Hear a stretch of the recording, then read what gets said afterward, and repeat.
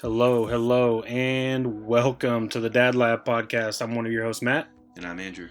On today's episode, we have stories about Catholic three-ways, space junk, loose beavers, and a trip to PP Creek in the Newsdesk. In our Mount Rushmore segment, we discuss our favorite albums from high school. We're back with another Pick Your Poison segment, and we're also changing it up with our movie watching review with the 1996 Wes Craven classic, Scream. We've got all that and more on this episode of the Dad Lab podcast. And if you could do us a favor and please rate and review us on iTunes and Apple Podcast. It makes a big difference in everybody that's done it so far. While we're trying to get this thing to grow and get it off the ground, we really appreciate it. And you can follow us on social media at thedadlabpod on Instagram and Twitter. And you can also email us at thedadlabpod@gmail.com with any comments or questions you might have. So what's up, man? Just a good Sunday. Recording on a Sunday for the first time, and it's been like the perfect Sunday. Yeah, a little disclaimer. Life got in the way this week. We were supposed to record on Thursday. I had some things come up, and we had to push it to today. So I'm going to get this out as quick as I can, but it is a few days late. So the Cowboys stuff will kind of be maybe irrelevant by the time some of you listen, but we apologize. Like I said, life got in the way this week, so we just had to make some adjustments. So please bear with us. But yeah, man, speaking of that, the reason why everything got pushed back is because my little brother got married yesterday. We were supposed to record on Thursday. I had family coming in town. We had to help out with the wedding, and it got from Thursday until this morning. I was going nonstop. But we got him hitched. He's married. It was a beautiful ceremony. Had to give a speech. I was the best man. I nailed it. Somebody said it was like their top two wedding speech they ever heard. So killed it. But no, it was a good day. Bringing two families together. It was really good food. There was a lot of dancing, open bar. So it was all good. Sounds like a good wedding, man. It was fun. Sounds better than my wedding, to be honest. I liked my wedding. That was low key. Convention center. In and out. And now that I'm married, I've been married 6 years, I'm like, you know what? I tell everybody, just save the money. Yeah, put it in the bank account and go to the JP. Or go to the JP and then spend half that money and just throw a kick-ass party. Yep. Bring everybody together. Yeah, money we saved either went towards like buying a house eventually or the honeymoon fund, Yeah. I'd rather spend it on a badass week vacation or on a house that you're going to live in for years than just one day. And Claire was never like that way. She was never bridezilla. She never wanted a big fancy wedding. We had like less than 100 people there. I had like a handful of friends. She had a handful of friends. We didn't even have open bar because we were like, if you want to drink, you can drink in the parking lot, which we did. We had a bottle of whiskey in the parking lot. Yeah, we had a bottle of whiskey in the parking lot. I got in trouble, too, drinking too much when we're supposed to be taking pictures afterwards. Yeah. So I was hanging with my boys, Yeah. We had some friends there. We had stuff going around. We had a bottle. And then he's like, where's Andrew? Like, Claire's looking for him. She's pissed. So. No, we had a pretty low-key wedding. I mean, we had a nice venue. It was not on the scale of, like, a lot of weddings. I'm not talking, like, tens of thousands of dollars. It was probably... We spent probably $10,000, less than $10,000, But if you can get away a good wedding for under $10,000, yeah, and it was fine, good. And we ended up closing down the bar. Like we drank all the alcohol, and that's saying something because we had less than 100 people as well. But between my family, her family, all our degenerate friends, yeah, the friends, yeah, like absolutely. And then apparently it got wild after the after party. Apparently is still legendary. Me and Lauren took off to Galveston because we were going on a cruise, so we didn't party after. We got in a car and hit 45. Yeah. But they ended up and a lot of you won't know where this place is, but they ended up at Rocket Cafe because it was like right there behind it, and they shut that. They shut that place down. That's a lot to shut down Rocket. That place gets rowdy. It's like a biker bar, and well, it is now. Yeah. I mean, it was a little bit back then, but we still hear stories from it today. But it was a good weekend. Real hectic, but I got to see family that I don't get to see often. My sister was in town with her baby. So it was a really, really good weekend. And sorry, that kind of screwed the schedule up, but I didn't know. No, it's a pretty important reason, though. Yeah. Ben getting married is a big deal. And while we're talking schedules and all that, we are going to record on Wednesday. So we'll get you'll get 2 episodes this week, and Wednesday will be a Halloween special. Yeah, And Spooktober blowout. It should be out Thursday or Friday. It just depends on how long it takes me to edit. We'll still probably preview Cowboys though. I'd imagine. We'll fit some Cowboys in there. But it'll be like, pick your poison theme. Might be Halloween themed, or our Mount Rushmore. We can do. Got to be Halloween themed for that. Yeah, and we may have a couple. It may be a double Mount Rushmore episode. We thought of a few, so it's gonna be hard to narrow it down. So I'd be down to do 2. Yeah, we'll figure it out. We'll start planning, tonight or in the next couple days, and we'll get one fleshed out, and we'll record on Wednesday. And it should be a Wednesday recording from here on out. Like, our schedule should be pretty set. For foreseeable. Yeah. Yeah. So but yeah, anything else going on of note? Yeah, I'll give an update. They found my dad's camper that was stolen from the lot. It was found gutted and on fire in Wilmer, which I'm guessing was the 55 connection or the 45 highway connection. They probably went straight there.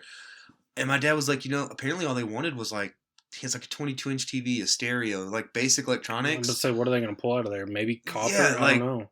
I don't think there's copper in there, man. It was just shitty electronics. My dad was like, take it, but why did you set it on fire? He's just so bummed out about it. And he found out about that the day before his birthday, that they found it and it was on fire. So just want to give everybody a heads up, don't steal people's property like that. That's not cool. And did he end up having insurance on it or no? He did, but the deductible is so high, he's going to it's not worth it. And the place where he stored it at, they're like, oh yeah, we'll refund you the money that you'll no longer need coverage because you had to pay a year up front. And I don't know, he's talked to a lawyer and all this, but I think he's like, it's just such a headache. And he's talking about maybe getting a new one and financing it, like buying a used one and financing it because, it's still a quality one. But the worst part is he put all that work into it and never got to use it. So that's why I feel bad. So I was like, man, just go get one and we'll take it out like the first week, So yeah, that's just don't steal. That's not cool. People can suck. People can and do suck at. Well, this is getting dirty, but people are not cool lots of times. I don't want to step into something, but yeah, don't be an asshole and steal. All right, so with that, let's move into the news desk.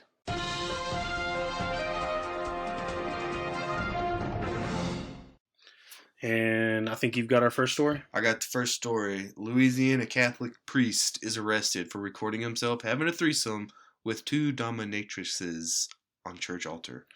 This is a Louisiana priest was arrested last month for allegedly recording himself having sex with... Okay, I just read that whole... Just redid the title. According to NOLA.com, authorities identified the priest as Reverend Travis Clark and the women as adult film actresses Mindy Dixon, 41, and a 23-year-old Melissa Chang.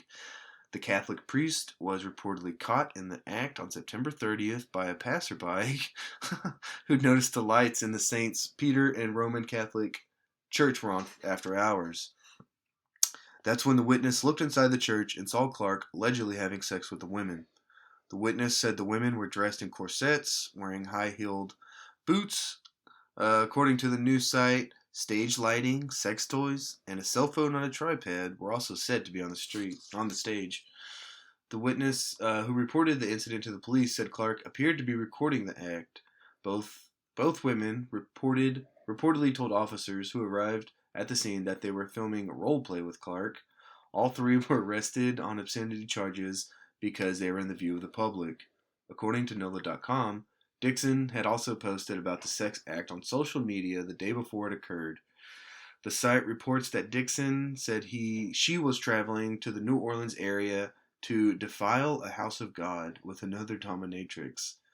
Following the arrest, Clark, who was ordained in 2013, was suspended from the archdiocese. Yeah. Church law says that when sacred places are violated, they must be repaired by penitential rite before they can be used again. After the incident, Gregory Armand, the Archbishop of the New Orleans Archdiocese, visited the church to perform a ritual to restore the sanctity of the altar, which is the most sacred of church spaces. I figured after something like that, they would just have to burn it down. Because there's no way you're getting stains and smells Ugh. Not those. Not from those two. No, and I'm going to post pictures of these three. Yeah, try to guess which one's 41 and which one's 23, and let us know. And good luck. And this guy, I would not hire him to sort my mail, much less. Hey, man. Oh, I didn't even get burn. I didn't even mean to do that. I don't want him working with me either. I wouldn't hire him to cut my grass, much less be a freaking priest. But it is a step up for the Catholics. At least they're moving on from boys. Yeah. And they're stepping up to dominatrixes. Yeah, of age, willing, consensual adults is a step up for the Catholic Church. So I guess they're not like. I don't think this thing is going to end up on Brazzers because like they're doing it on a cell phone. Like there's low production, but that's what I don't get. They had lights, they had stage lighting, but you're going to film. They probably had some sacred candles they lit. You don't have like a GoPro. You got to go like with your iPhone or something. Hey man, this guy's into it. He came prepared though. He got a tripod. I bet there was just like a line of like dildos, just like all different sizes and colors lining the wall. That's how I picture it. You know, they probably replaced the Purex squirt bottles with like lube, so you just out there just pumping it. Yeah, just I don't know, man. This is gonna find its way. The internet's a dark and twisted place, so somewhere you can find this video. Well, but yeah, good for the Catholics. Another gold star for them on their sexual record. That takes us to our second story. And the headline reads, "Quote unquote asteroid entering Earth's orbit may actually be a 1966 NASA rocket." And it reads, "The jig may be up for an asteroid that's expected to get nabbed by Earth's gravity and become a mini moon next month. Instead of a cosmic rock, the newly discovered object appears to be an old rocket from a failed moon landing mission 54 years ago. That's finally making its way back home, according to NASA's leading asteroid expert. Observations should help nail its identity." And I'm so thankful that it's this, because nothing would be more 2020 than, hey, guys, guess what? I know we have a global pandemic. All this stuff's going on, but guess what? There's an asteroid coming for us. So I'm glad it's just an old rocket. Yeah, thank God. That was a serious concern of mine growing up. Like when Armageddon came out and Deep Impact, there was a period of time where those movies were really popular, and I was young enough, like 10 or 11, to think like, that's how it's going to end, man. Like I was convinced an asteroid's going to hit us. And those movies always kind of hit like in pairs. Yeah, because it's it's like rival productions. Because there's like Dante's Peak, and then what was the other one with Tommy Lee Jones? Yeah, and then something. I think it's just called Volcano. Something, and then there was like what was it, The Day After Tomorrow? Yeah, all these, yeah. And then there was another one. Yeah, came out with that, like rival that. So there's always two of these kind of natural disaster, like whatever movies that it seemed like came out like back to back. Man, I was convinced. I was terrified of asteroids growing up, and they still scare me because there's nothing you could do about it. But I know the odds are low, and they can predict them out so far away. But boy, I didn't think I was going to be able to see like 12 because the asteroids going to take me out. Well, my big thing was Y2K. Yeah, too. Remember that? Like, for some reason, I thought Y2K meant aliens were coming. Like, I didn't comprehend the idea of like technology resetting and that bringing the collapse of civilization. I thought aliens were coming down at midnight. That was my big fear, dude. I remember my parents having to convince me like aliens are not coming on December 31st, 1999, and I'm pretty sure I slept in my parents' bed that night, and I would have been 12. I was at a church lock-in.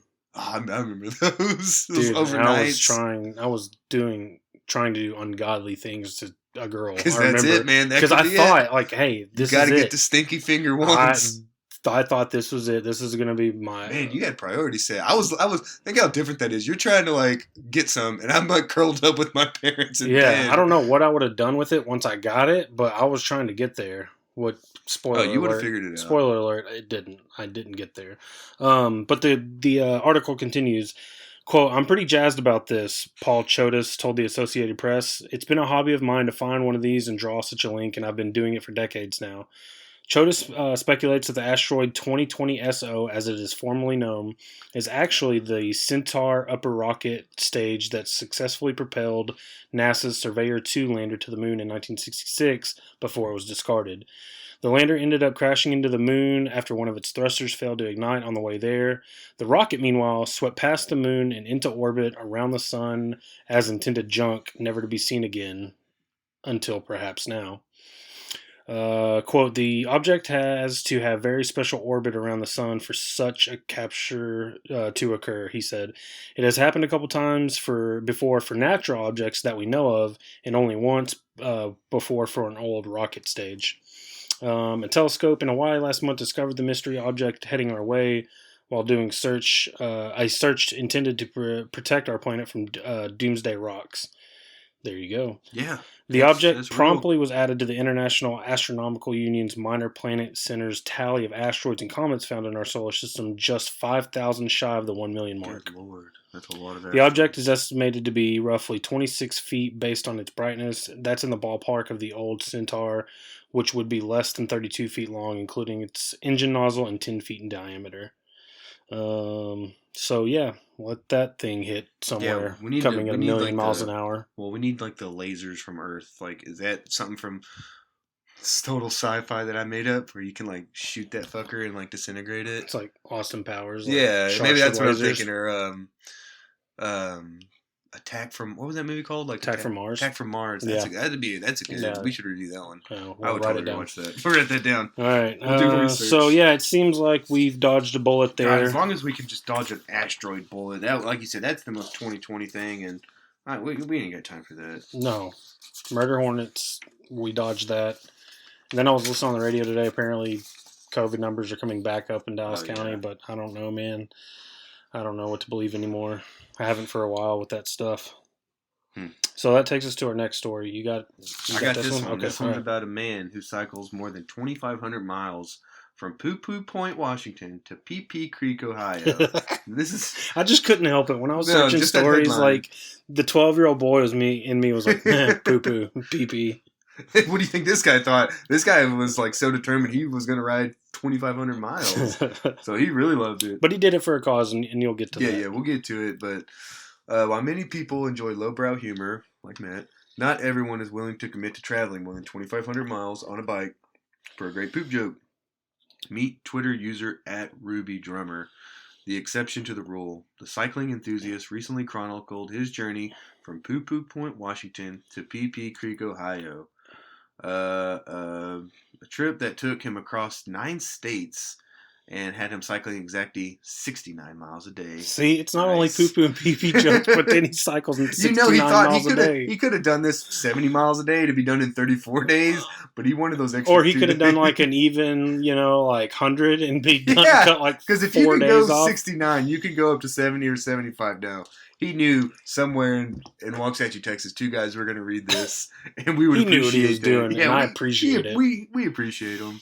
So when he finally arrived at his destination, Ruby Drummer tweeted that he broke down in tears. Bro, I started crying tears of joy, and then started laughing my ass off about crying over Pee Pee Creek. He wrote in a tweet that racked up more than 700,000 likes and 80,000 retweets. He also noticed that he passed Sharts Road on the way. And when I tried to print out the pictures, but they wouldn't print. But he took a picture and put it on his Twitter, and it says Sharts Road at the intersection. It's so funny. Poo Poo Point is a summit on Western Tiger Mountain in Washington that's got its name from the stream. Got a stream that sounds back when it was a logging area. Pee Pee Creek in Ohio was named after an American settler who carved his initials PP in a tree. The area was later attacked by Native Americans in an attempt to reclaim it from the squatters. Why undertake such a juvenile ambition? For one thing, it's funny. But more importantly, Ruby Drummer was hoping the trip would draw attention to the problems in Yemen.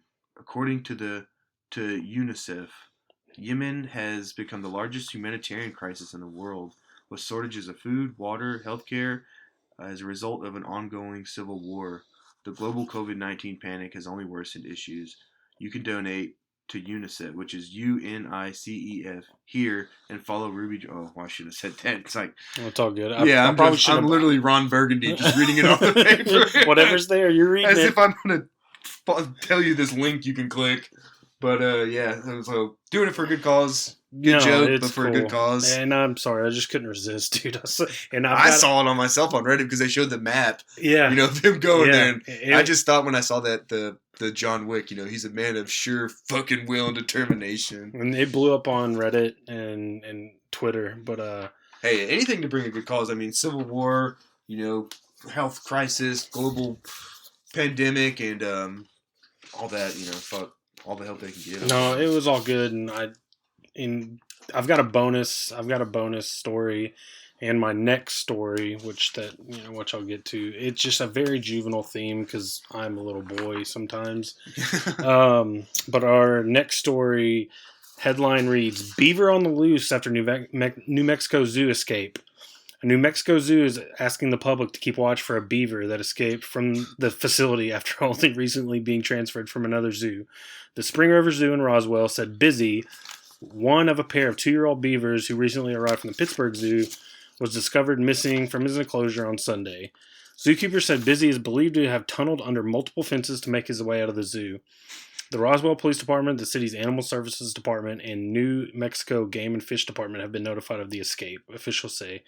If anyone sees a beaver in the city or surrounding areas, it could possibly be the zoo's animal. While the beaver is relatively tame, he does not like to be picked up and should not be chased. You never want to be chasing beavers. Talk about a great opportunity for Halloween costume, too. Like a local kid just to dress up as a beaver and claim, Guys, I read that story to say you never want to lose beaver. Never want to lose beaver. Matt read that whole story just to make that joke. God, and I've been thinking about it all week. He's been waiting to give that joke to you. Oh, and let me pull up this last kind of bonus story real quick, and it's just real quick, but the headline reads, and there was one part, and I said this to Andrew the other day, we were texting back and forth, and he said something to me, and I know we all write LOL all the time, and you most of the time don't ever laugh out loud. It's if anything, you kind of breathe through your nose, yeah, like that little. Yeah, you think it's funny, which made me laugh. But and I won't say what you said. Okay. But it literally made me laugh out loud. And then when I read a part in this story, and I envisioned it, it made me laugh out loud. But the headline reads, and this is from Q13Fox.com. Boy allegedly steals school bus, leads police on street chase before crashing. It reads, an 11-year-old Louisiana boy was taken into custody by police on Sunday after allegedly stealing a school bus and leading officers on a chase, which ended in a crash. Around 11:30 a.m., the bus hit a gas line and then a tree before authorities surrounded it to take the boy away. Police said the bus had no keys in the ignition and only required a push to start button. Let's see. Authorities added that the suspect was likely too small to reach the pedals on the floor and was forced to stand while driving. The child had been seen flipping off the police with his middle finger as he drove past them with the. Could you imagine? Not only the balls as an 11-year-old to get in a bus, which is an intimidating vehicle to drive, and then flip the cops the bird as you're driving he knows past. What he's doing. He's got an uncle that gave him a beer once. Somebody was listening to NWA because he said, fuck the police. And I love, too, how it's always an 11-year-old boy, allegedly. There's videos of him driving by flipping off the cops. I think you got the right kid. So, and I saw a picture, I guess, like you said, he crashed it. And there's one cop's, handcuffing him. The other one's, on his knee talking to him. Be like, son, now you can't go, trying to talk to him we don't do that. It's good cop, while bad he's cop. getting handcuffed, yeah. The boy was later booked into juvenile detention on charges including theft of a motor vehicle and aggravated assault. I don't know where I guess maybe running through the intersection. Law enforcement said the aggravated assault charge stems from the boy purposely trying to strike a vehicle. Dang. And then there's a tweet attached that says, here's a closer look at the bus. The homeowner said they saw the kid get out of the bus and he looked okay. Still no confirmation on age, which we know now. But the homeowners say the child was very small. But yeah, he's kind of... The tree, if you... I'll try to post the tweet. I'll try to retweet it on our Twitter. But there's kind of some low-hanging, kind of thick branches, and he's just kind of wedged underneath one. The back hatch is open, back door's open, but I don't know, just the optics of a little kid flipping off. Yeah, police. and I'm sure growing up, we probably thought we were all edgy at 11, but I would have never done so. I would have been too scared to even I don't know, edgy at 11 for me. Someone's house would have been like stealing a Kit Kat from the supermarket. Or thinking about maybe toilet papering. I'm not even doing it, but just thinking about it, I'd be like, that's pretty badass of me to think about doing that. Yeah. I'm not about to steal a bus. All right, so that takes us to our Mount Rushmore segment. And like I said in the intro, the Mount Rushmore segment this week is all-time favorite high school albums. High school Now, jams, yep.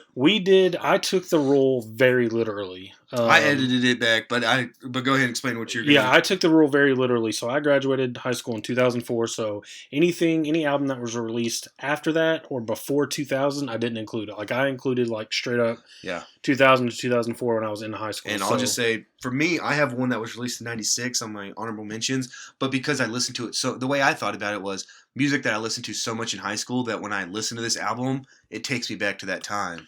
But then you described it, and I was like, well, fuck, that makes sense, too. Like, we didn't clarify. Yeah. So, but either way, I don't think it matters. The ones that I have, because I graduated in 06, so for me, it was 2002 to 2006. Yours was 2000, 2004. Yeah. So, all mine that made the Mount Rushmore, technically, are within that range, and I do have one honorable mention because I listen to that all the time in high school. But do you want to, go back and forth? Yeah. Okay. You want me to go? You go. Me go. No. Well, and again, these are really no order. Like, we never put them in order. It's just a jumble. It's just a mashup. Yeah, it's just the first one I happened to write down. Is Circus Survive, the Juturna album. See, and that didn't qualify for me, but that would have been in there. Everyone that I'm friends with now, and I was friends with then, loved that album. And they've had, Circus Survive has had some great albums, but it's quintessential Circa. That's like, I don't know. That's it for me. That's their masterpiece, man. Like, they reached their pinnacle, and then everything else they put after was good. But that album was just that actually, if I had to rank, that might actually be my number one. If we were to rank, because that album, me and my buddy Zach, like burnt it out. Yeah, I burnt a lot of stuff to that album. Yeah, that's when burning CDs was cool, man. No, I meant like oh, you mean actually something else? Oh, well, yeah. I mean, absolutely. That was like my.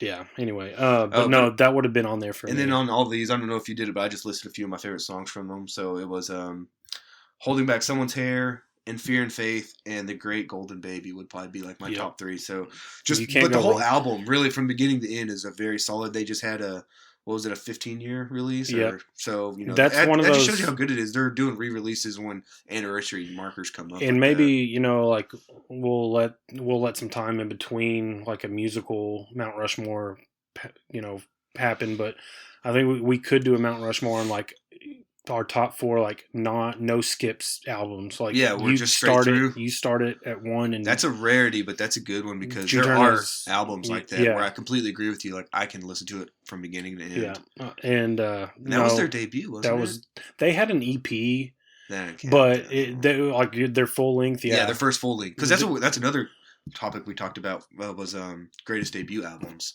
And I thought that's their debut because they had it's called the Inuit. I think it's called like the Inuit Sessions, but it was like a little 5 or 6 track EP. See, I need a full release. But no, that qualifies to me as a debut album. And it's a great in every way. Yeah. And Circus Survive, and I could put that on right now. Like when me and Claire hang out, when it's just us, we'll always like play cards, play dominoes, drinking, smoking. It always comes back to playing high school jams. We have a playlist of like hundreds of songs of high school jams. And this one probably aged the finest in my opinion. No, I'm right there with you. I can listen. I listened to it like twice this week at work. I've got it on vinyl. I need to replace the needle on my record player, but I have it on vinyl. It's one of my most treasured vinyls I have. Get that. Yep. Now I need to give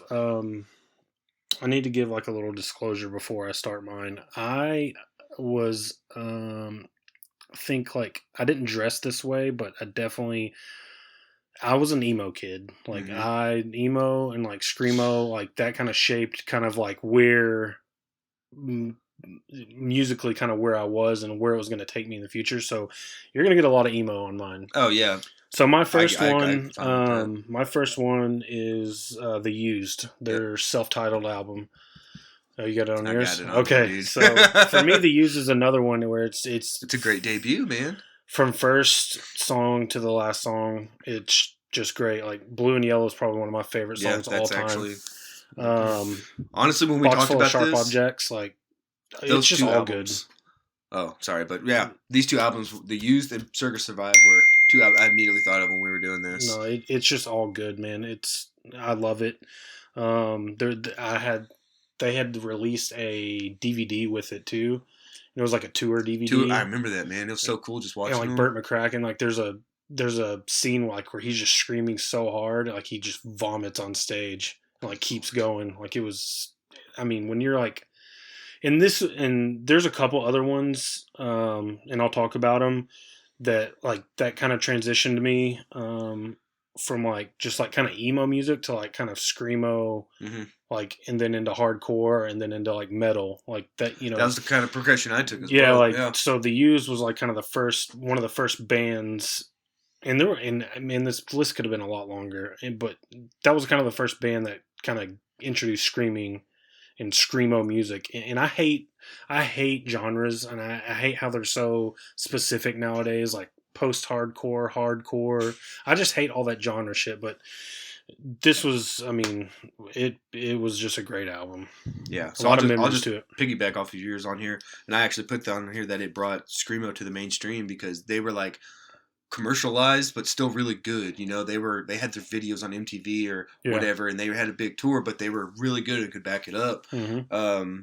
And just listening to that, same thing with Circus 5. I could put those album on, and it just takes me back to a certain, like hanging out at a certain house or a certain party with certain people.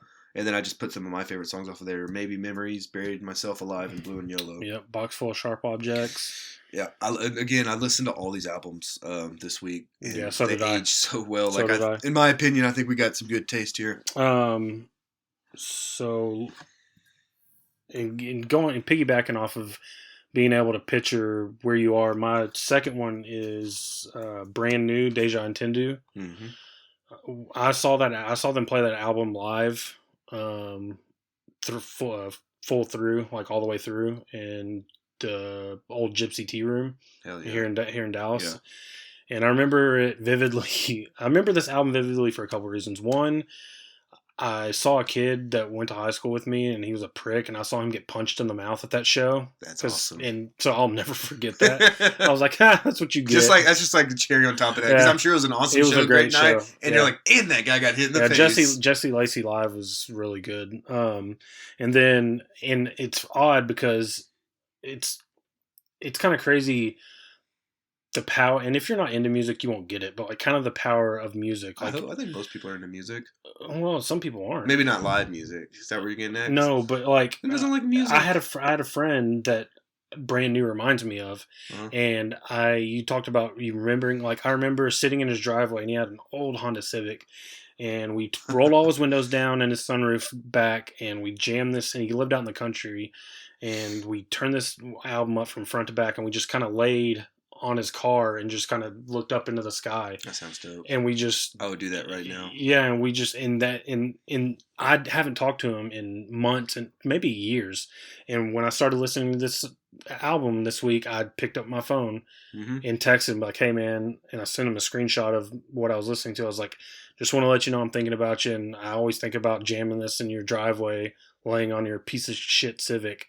And we talked. We talked for an hour or so, texting back and forth, catching up. So it's just like that, the attachments and the memories that you attach to music is very powerful. So I think this one's a good topic because everyone can be like that. Everyone that likes music in high school is when you listen to the most music and you're most serious about it. So you can remember going to that show or that person's house and I was gonna say, man, didn't everybody have a friend that had a shitty Honda Civic that they would just hang out in? Like that was the vehicle that somebody had. Like everyone had a buddy. And I actually ended up telling him about the podcast, so I hope he doesn't listen. It wasn't it wasn't real shitty, but like he had a system in his car, and every now and again, like something would happen with the amp. So we'd be like going like down a hill, and he would pop it in neutral, take the key out, and it like hand it to one of us because there was always three of us together. And there was a little key hatch in the back, and you could stick the key in and fold the back seat down. And we would have to fiddle with the amp to get the system to come back on, and then hopefully we got the key back to him in time so he could. That's a dangerous game just to get some music back. So he could start the car back up, but no. And David, if you're listening, you know I love that Civic. I wish you still had it, buddy. But no, that's just kind of the power of what music can do for people. But yeah, Brand New, Deja Entendu. It's another one. You could listen to it back to front, and I picked this one. I could have picked your favorite weapon, which is Brand New's their debut album, but I don't know what it is. Something about Deja Entendu is just it's very, very good. I asked Claire about hers, and that would have been on hers. Yeah, she mentioned that. Yeah. So what's your third one? Mine is Atmosphere. It's this rapper. I don't know, a lot of people haven't heard of him. Atmosphere from Minnesota. He's been putting shit out for like almost 20 years now too. But this one, this album's called "You Can't Imagine How Much Fun We're Having," and it's just a really good album from front to beginning to end. In fact, I like the second half even better. But this one specifically because I remember I worked at the Brickyard in Ferris. Did you that golf really? course? Yeah, I did for like. It was the only job I've ever gotten fired from too, and I kind of got fired. They quit putting me on the schedule because I had to get there at like 5 o'clock in the morning. You would load up a bunch of cars because I was just a cart guy or whatever, like getting tips for that. Load them all up, bring them all out, and then people would get there 6, 7, 8 o'clock in the morning, and then they would be gone for like 4 hours. They wouldn't have shit to do. I read a bunch of books. I remember reading over like 1984, Animal Farm, Godfather. I read all these books there, which was cool because it was only like in a few months span. But then other mornings I'd be so sleepy, man.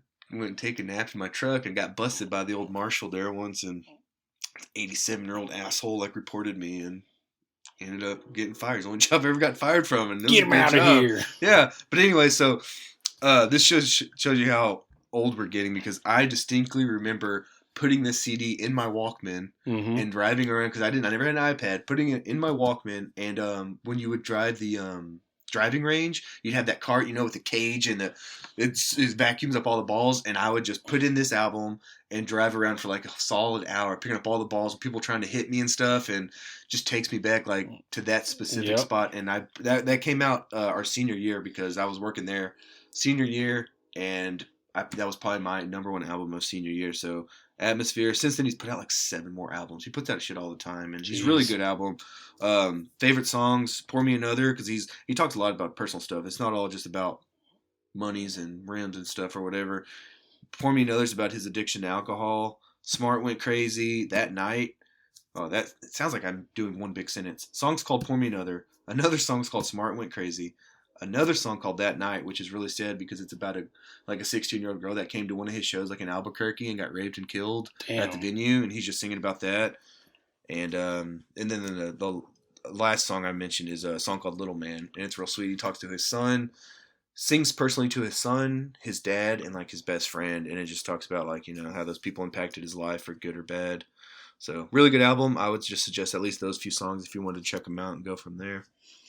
For sure. My third is Taking Back Sunday. Yep. Tell All Your Friends.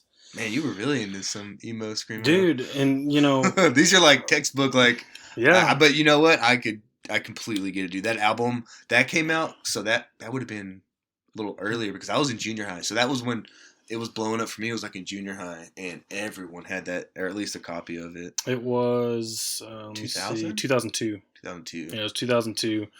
But there's, Cute Without the E, Bike Scene, Ghost Man on Third, Timberwolves at New Jersey. It's another great from beginning to end album. Yeah, you could play it beginning to end. I never got to see Taken Back. Those tickets, they kind of blew up, and those tickets got really expensive. Oh, for their 20-year. They did a 20-year. I take that back. I did see them at, of all places, Edge Fest. Man. I saw Taking Back Sunday, 311, and Korn. That's a good lineup. It was crazy. It was a crazy night. But no, I don't know. It's just one of those albums that it's a lot of brand new vibes for me. And I don't know if you remember, like, there was like a controversy because like the lead singer of Brand New had a girlfriend or vice versa, and the other dude slept with her or something like that. And one of them left the band right before they blew up, right? Yeah. Is that the point you're getting at, that story? Yeah. So it's just along the same lines. Like, it was just... That sucks. I can listen to a song and know exactly where I was like 15 years ago or whatever, 20 years ago. Closer to 20. Yeah. Looking at some of these depresses me because I'm like, this album, 2002, that's 18 years. This album could vote now if it was eligible to, that's right. Buy a lottery ticket for me. But it's just You're So Last Summer. I'm gonna have to listen to these tomorrow. Me and Claire are gonna do some stuff, and it's so we're good, gonna be dude. blasting high school. It's jam so all good. day. What's your last one? Last one for me is A Perfect Circle. Oh, me and Zach were really into Perfect Circle after because Tool Maynard stopped with Tool for a while and formed this other band, A Perfect Circle, and they were not as good as Tool, but they were really fucking solid to me. They were the first major show I ever went to. I remember it was at what's that venue called in Grand Prairie? Is that Verizon? Verizon, yeah. We went to Verizon Theater and saw them with it was a show they just came a few months ago with Mars Volta, which would have been so fucking cool. We missed that show and they came back with called like Three Witches or some really cheesy band. But anyways, I remember we got to go to the liquor store before. We were spoiled little like 16-year-olds and walking in with like schnapps duct taped to our legs, walking like robots up to the because Verizon has all those stairs to get up to it, and then finally getting up there. And I mean, it was like the coolest experience because that was, like I said, my first major show. There was joints getting passed around. I'm peeling duct tape off my leg to drink some green apple schnapps. Like, I just had a great time. And then we stopped it. I don't know if you could pick the worst schnapps, though. I was 16, man. I was just so happy to be there. And we stopped at, this seems like a tradition we started to, stopping at Jack in the Box off Bear Creek. Yeah. After a show, we'd always stop there and get some tacos for the night. But some songs I like, best songs, The Package, Blue, Pet, and Gravity. And just a good album, man. Just reminds me of hanging out with Zach more than anybody. Is that the one with the... It's like the white face, and there's like a little snake going across her. Yeah, I remember that. I remember thumbing through CDs at Best Buy when you could get CDs at Best Buy. Yeah, that's weird they stopped doing that. Well, everything went digital. Yeah, I know. So, I'm just old. I wish they stopped. I still got a cassette player, man. And I tried to explain that to, I forget who I was talking to, but my sister. And I was like, I went with her. She was going to buy a computer. She wanted me to go with her. And we went to Best Buy. And I just kind of looked around. I was like, Best Buy is sad. Like, I remember, like, that was kind of our Friday night deal. Like, because in Red Oak, there was nothing to do. No, so we'd drive to Cedar Hill. Yeah. We'd eat somewhere out there. We'd go to Best Buy. If we got paid that week, we'd buy a CD. And we would just spend an hour or so in Best Buy and in that Civic jamming all this stuff that, I've mentioned. But I was like, Best Buy used to be a big deal because you went there for everything. For me, it was Hastings in town. I spent so much money. I probably dumped $10,000 over the course because when I got my first job, that's all I did. I'd buy movies, games. I literally have a collection of hundreds of DVDs, hundreds of books that I just won't ever be able to get through. Nope. But honorable mentions, we can just bust through them real quick. I actually have my last one. Oh, well, please. Jump the gun there, mister. My last one is Under Oath. They're Only Chasing Safety. That kind of like The Used was for Screamo, is what Under Oath was, kind of getting into that more hardcore, more kind of metalish sound. Yeah, it was more metalcore. Is that the one where she's wearing like a medical? Yeah, breathing. She's wearing like an oxygen mask. Oxygen mask. Yeah, that was a huge one, man. It's just still to this day, and that's not even their best one. They had to Find the Great Line that come out in 2006, and then another one. I think it's called like Lost in the Sound of Separation that came out in 2008, and those two are probably their best albums. But yeah, They're Only Chasing Safety. It came out when I was a senior. Like, I remember listening to it. I had all my crap in my car. I was moving out to college, and I just jammed it the whole way. A Boy Brush Red, living in black and white, Reinventing Your Exit, Don't Feel Very Receptive Today, It's Dangerous Business Walking Out Your Front Door. Those are like 4 of their like just best albums. But yeah, it's just that kind of transitioned me into another kind of realm and genre of music, and I don't know. I know a lot of people don't like Under Oath or didn't like Under Oath back then, but they're just really, really good. No, they were good musicians for sure. I think it was just because weren't they more like Christian? A lot of them were like a big Christian metal, however you want to describe it, metalcore or whatever. That, and then they were good. You can't deny that. And then there was their screamer or whatever. He left the band because he got an addiction. He had issues with addiction, and they released an album. I think in 2013, it was like Active Depression or something, and that's like, I think he came back and like, and their later stuff, he's back with the band now, and their later stuff, you can really start to see like his kind of influence in that, how he, there's songs written about it and how it kind of shapes how they write and how, the lyrics and stuff nowadays. But I don't know, it's just good really good. Though. Good for him to come back. But yeah, you got we can just bounce honorable mentions off each other. Yeah, you just want to go, I'll do mine for you, do you for? That's fine. Every Time I Die, Hot Damn. Yep. See, I missed that one. That was like 06, right? 03. Oh, is it really? Yeah, bro. Hot damn. Oh, see, there's so many That that one could have made it. That reminds me of like certain parties. That would be a song when you go to like a house party, and that one's on. Alice in Chains, Unplugged. That's the one from '96. But yeah. Sorry, when we'd be hanging out with the boys, like drinking, smoking at a buddy's house, it'd always be like at Zach's house. End of the night, no matter what, we put on that DVD because that's when MTV did their whole Unplugged series, and the biggest bands in the world would come and do it.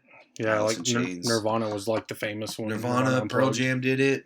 Like even Kiss did it, and they did all their without any makeup and everything. But without a doubt, in my opinion, the best one was Alice in Chains. They played all their greatest hits, and Alice in Chains is they're my number 2 '90s band. So don't get me wrong, great like electric band. But when they unplugged and played that, it's like all their music was meant to be played unplugged. Right, so good. The Black Dahlia Murderer, Unhollowed, which is like their legit debut album, and then Terror, One with the Underdogs. That was always my favorite. I remember Terror. Yeah, I love Terror. I remember the shirts. Well, that didn't sound right. I love Terror. I love the band from Los Angeles called Terror. Yeah. If anybody's listening. Yeah, let me break that down as smoothly as I can. Okay, so my honorable mention, which it was my first ever live show I ever went to. Yellow Card, Ocean Avenue. They had the violin players just tearing it up. They had an electric violin player. Yeah. Yellow Card, Ocean Avenue. I mean, Ocean Avenue was a great song. Empty Apartment was a great song. Outcast, Stankonia. Ooh, nice. I think that came out in like 2000, 2001. I just remember my first car I put a system in. I just busted speakers. Seosin, translating the name. That was... And that's the album with Anthony Green. Yeah, I'll say that's the one then that makes your Circus Survive connection. Yeah. And then a band called Armor for Sleep. Yeah, I know Claire was into them. Dream to Make Believe.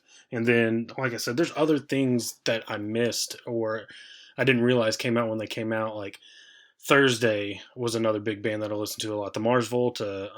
Mars Volta was on my honorable mention, but I took them off. But I love Mars Volta. There's bands like Census Fail and... Dude, we liked good music back then. Yeah. Some of it was cringe. Like there's certain bands where I'm like, I can't believe I actually like them. Like Dashboard Confessional. Like that. I remember like Hawthorne Heights was the deal for me. It's like when you listen to those lyrics now, it's like those are the most cringiest fucking... I'm like, okay, I liked this.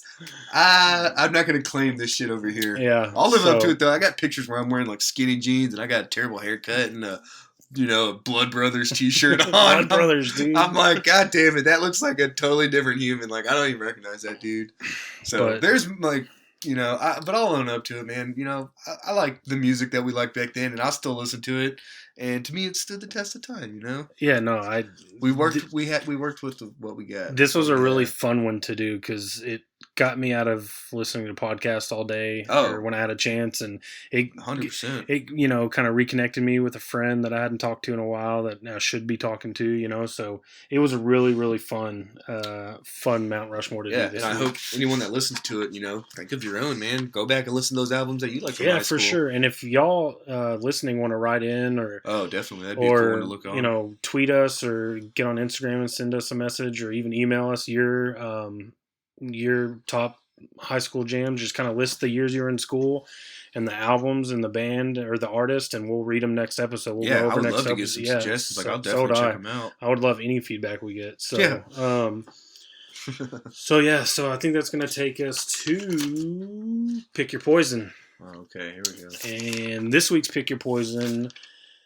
And let me explain. Pick Your Poison is a would you rather kind of scenario where we present a question. We have to pick, which kind of side we would pick and why, and we'll go back and forth. But this week's Pick Your Poison is would you rather every shirt you ever wear be kind of itchy or only be able to use one-ply toilet paper? So how much do you value your butthole? That's the real question. That's the real question? Well, the real question is, would you rather your shirt be itchy or use one ply? But it really comes down to, do you care about your butthole? Because I really don't, because I couldn't wear itchy shirts. So give me one ply toilet paper, dude. You're just going to have to suck it up, little buddy. Yeah, I put on here, too. Itchy t-shirt just drives you crazy. Every day of your life? Every day of your life, you'd get no comfort. You're all constantly itching. People think you're like a crackhead. Like, I think, you don't know what it's like for a while. To get a haircut. Oh. I was talking about something else. You know, like when you got a haircut and like the hair, and it's in your shirt. And you got to go home and wash. And you would be itchy. You know, imagine that all over the place all the time. Nope. No way. It's miserable. Dude. And I've been in situations where I had to use one ply, like at school or at work. Yeah, you know, like they don't cheat. They don't buy good toilet paper. You just got to use extra. Yeah, just double you that just shit gotta double it, or you know, like when I was first moved out on my own, I had to buy the cheap stuff. So I've been there. I can do that. You learn as an adult too. Certain things you don't cheat on. No, you don't cheap on. No. Peanut butter, toilet paper. Pretty much those two things. Don't go cheap on. I think if we ever come out with merch, that's going to be like on a shirt. There's two things you don't cheap out on: peanut butter and toilet paper. That's true. That's what I've learned. That's words of wisdom. There you go. Take that with you guys this week as you go on to your week. But no, that's an easy one. Give me one ply toilet paper. I'm glad I can afford, you know, some good stuff, some Charmin or Angel Soft or whatever. But we're a Quilted Northern family, actually. Hey, whatever. Shout out Quilted Northern, Angel Soft, Charmin. If you're listening, we're accepting sponsorships. We don't discriminate when it comes to that. But yeah, I can't do an itchy shirt. Yeah. Like I've got like one of these like dry fit, like it's a cowboy shirt, but I would love all my shirts to be made out of this because it's like super comfortable. I got to be comfortable. Oh yeah, I'm wearing sweatpants right now. Yeah, no shoes and socks. Yeah, we're barefoot and we've got athletic shorts or sweats on, so yeah, I've got to be comfy. Like I only put pants on because you're coming over. Well, don't do it on my account where you've got home field advantage. But yeah, so that's an easy one. If y'all want to write in, if y'all want to participate, y'all write in. Tell us, would you rather use one ply? Is that a big issue, or would you rather not wear an itchy shirt? So and I was going to cheat this week and go with option 3. What's option 3? I was going to get a bidet. Oh, I used one, and then you just got like wet, drippy ass. Like you get a dry towel. See, I put on here. I've never used one, but if I went to like a hotel or a B&B that had one, I think I would make a cup of coffee right then, just to get one on deck because I would be so curious to use it. Okay, I didn't know where you're going at first. Okay, yeah, that makes sense. Speaking of cup of coffee, we just inherited a Keurig. Yeah. Yeah. You want some decaf? I bought like 24 cups of decaf. I don't need decaf. Neither do I. I need like the jet fuel stuff. Yeah, that's why I was like, what the fuck is this? No, Claire got it. She's like, oh, I got you some coffee. I said, yeah, it says decaf. What am I going to do with that? So one of Lauren's friends, or somebody she knows, like either got married or something, and they got 2 at their wedding. Oh, that's and she was like, just give me $20 for it. Dude, they're not we got cheap, a brand new like Keurig, like it's got the little screen on it. But yeah, so we got one, and we went to the grocery shopping tonight. Like I got some tea, like some. Oh yeah, like you go crazy on your first hot time. tea, yeah. And then I got she got a different coffee, I got a different coffee. So we got hot chocolate. Y'all like never had one before? You sound like a little kid on Christmas. You're yeah, giddy, man. I, like when I go home, I'm gonna make a cup of tea. So I'm excited. But that was our first thing we bought when we lived at that loft together like 8 years ago. We bought a Keurig and thought we were so fancy. No, I've always wanted one. And I think we had one for a brief time when me and Lauren first got together, but I can't remember. But yeah, no. So if y'all want to participate, write in thedadlabpod@gmail.com or thedadlabpod on Twitter and Instagram and let us know what you would choose. But with that takes us to our movie review.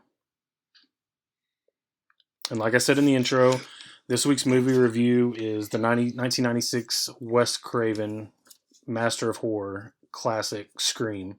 It is a classic, man. And dude, so it's gonna we talked about it a little bit. It's weird watching a movie that we're not gonna rip apart. Yeah, this is the first one that we're gonna be like really complimenting it and like telling you some of our favorite parts. It's really good, and I saved it for the end, but I'm gonna go ahead and throw it out there now. This movie kind of proved that you don't need some big scary monster or special effects or zombies no CGI or anything. This boogeyman, like it really was just a man, a knife, and a voice changer on a phone. Yeah, and it was just like you said. What would you do if you were home alone and you lived out in the country and somebody called you? Yeah, the simple idea of being home alone and a stranger calls and is fucking with you is terrifying. Yeah, even a guy with me has a gun in the house, I would still just be like shitting my pants, like because it's the mystery of it. It's the whole time they're like, well, what are you doing? Or he's saying like, he knows what you're doing, so he's watching you, like shit like that, and he's giving you little clues like that. So it's a brilliant, simple idea that they just made perfect. What was your tidbit about slasher movies? Like it brought.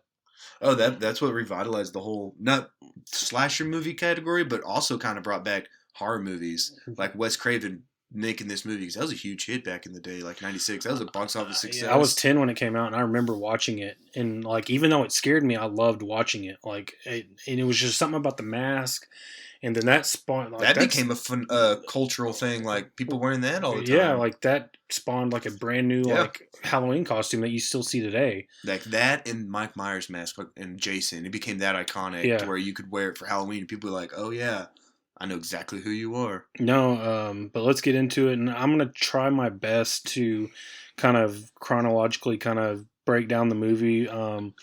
So like I have written down, the opening scene was pretty scary and eerie. Just that cat and mouse, like, you know, he calls one time and then two times, and then she starts getting frustrated, and then 3 and 4, and then that line he says, like, hang up on me again and I'll get you like a fucking fish. I remember when I heard that 2 days ago, gave me chills. When I heard that when I was like 10, probably scared the shit out of me. Well, someone talking like that. There was a line before that really ratcheted up the tension.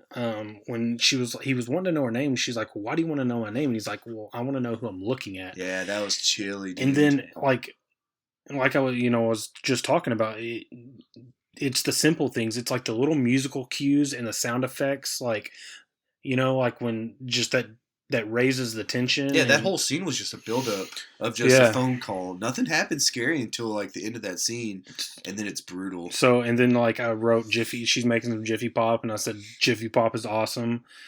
And then so he's calling her on the phone and playing that cat and mouse game, and she's running around locking all. I'm like, why aren't the doors locked anyway? Fuck yeah! And maybe that's just a kind of kind of a symptom of the world we live in today. Yeah, but the world I grew up in, I lock everything. Yeah, and I wrote Drew Barrymore as a fox. And I wrote that we had that exact same cordless phone growing up. We had the exact same one.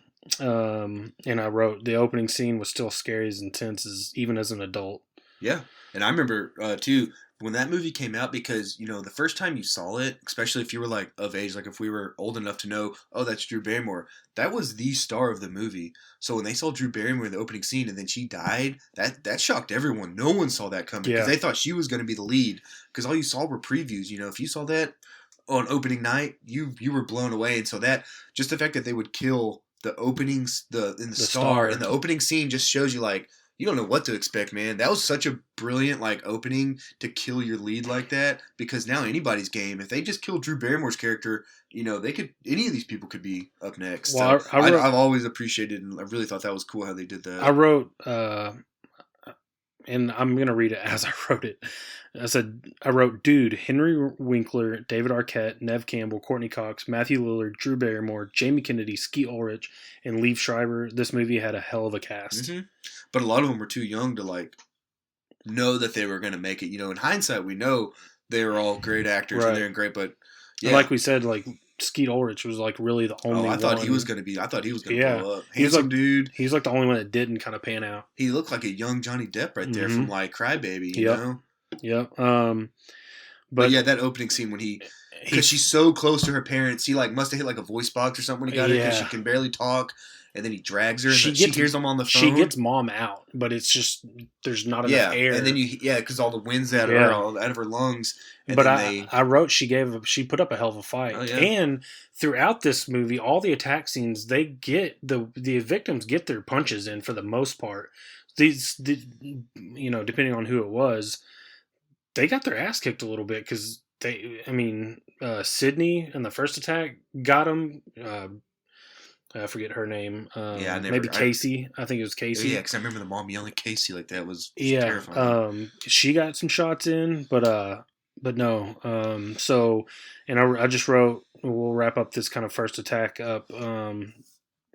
The scene of her hanging with her guts hanging out was so brutal and metal. Mm-hmm. Like that's very metal. Like it was just, you could see she was just eviscerated, and like it all was all hanging there. Yeah, all her intestines just hanging. That's what I'm saying. And imagine, because I was thinking about it since I'm a parent, like how fucked up that is, because you can hear her on the phone because she's dragging away with the phone, and you hear, and then you go out and it's just like your child's like hanging up right there. I'm thinking That's so both brutal. of them must have been there. Yeah. You know, both the killers must have been there. Like, you know, one fucking with him at the front of the house and then the other going through the back or something.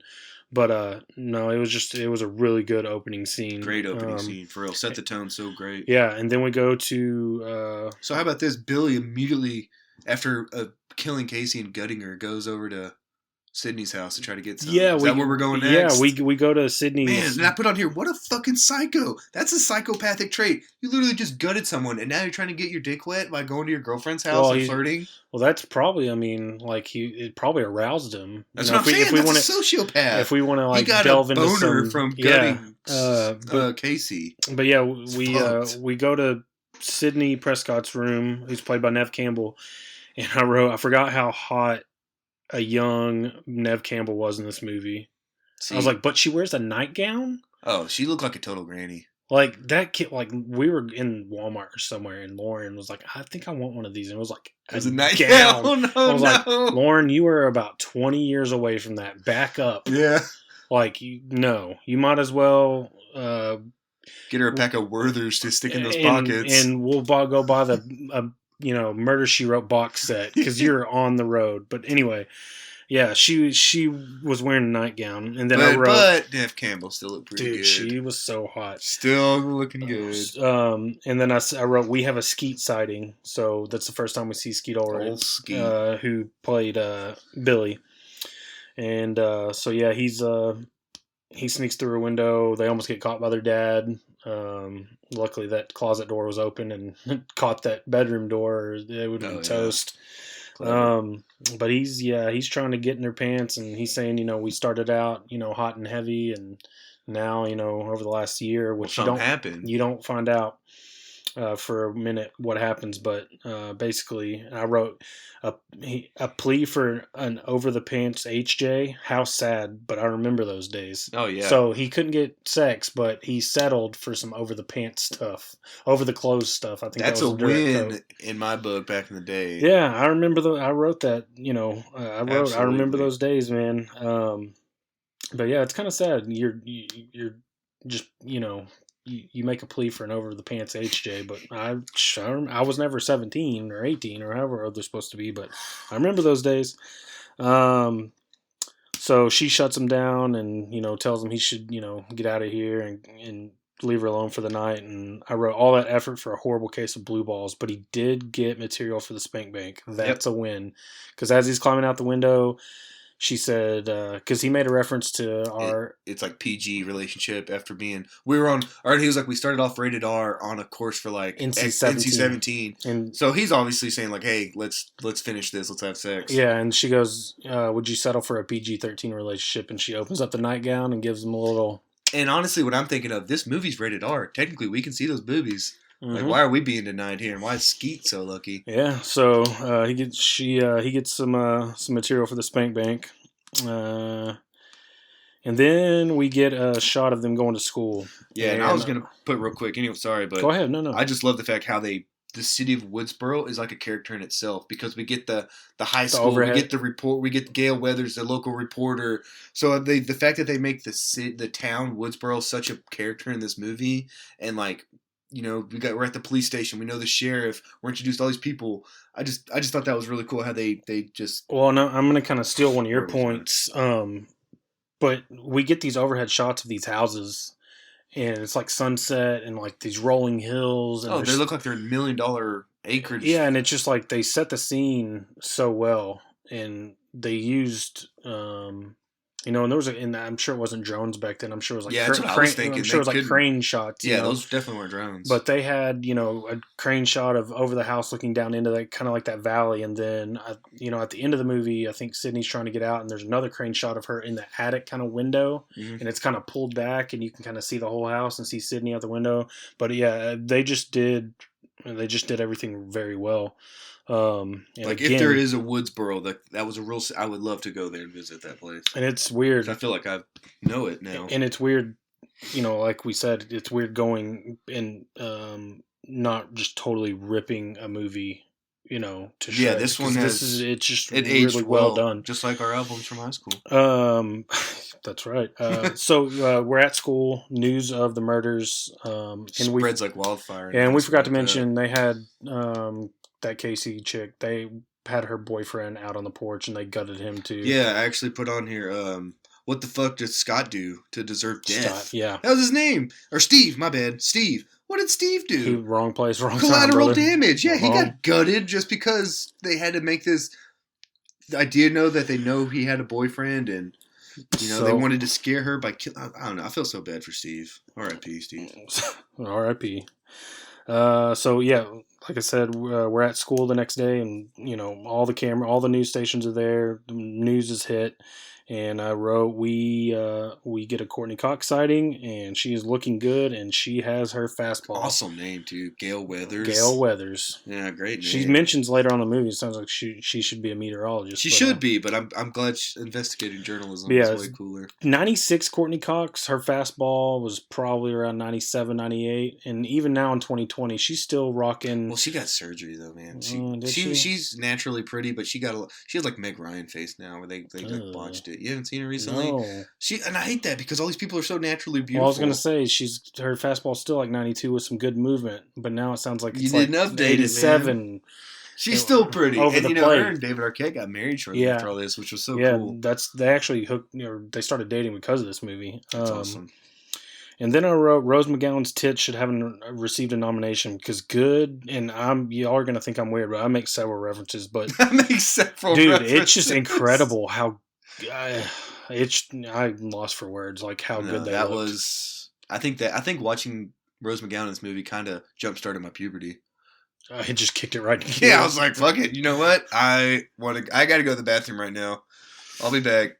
Let's see. So we're still at school, and there's a scene in the hallway, and two pranksters come running through the hallway with the same masks that the killers were wearing, which leads them to the principal's office, and they get a talking to by Henry Winkler, Fonzie. Fonz, absolutely. And it was weird. Like he grabbed Sydney, and then a little bit later they call Sydney down and for questioning just to rule her out, and like he grabbed her chin. It was really weird. Yeah.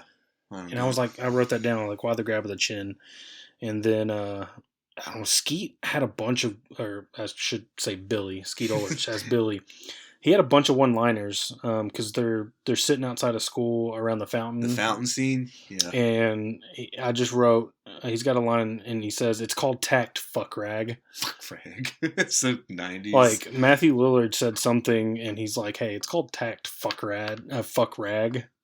And I just thought that was funny. And then I wrote right after that, Matthew Lillard's character is just hilarious from the beginning. Well, later on we'll get, but I got a note for you about Lillard at the end. Okay. I thought. Okay.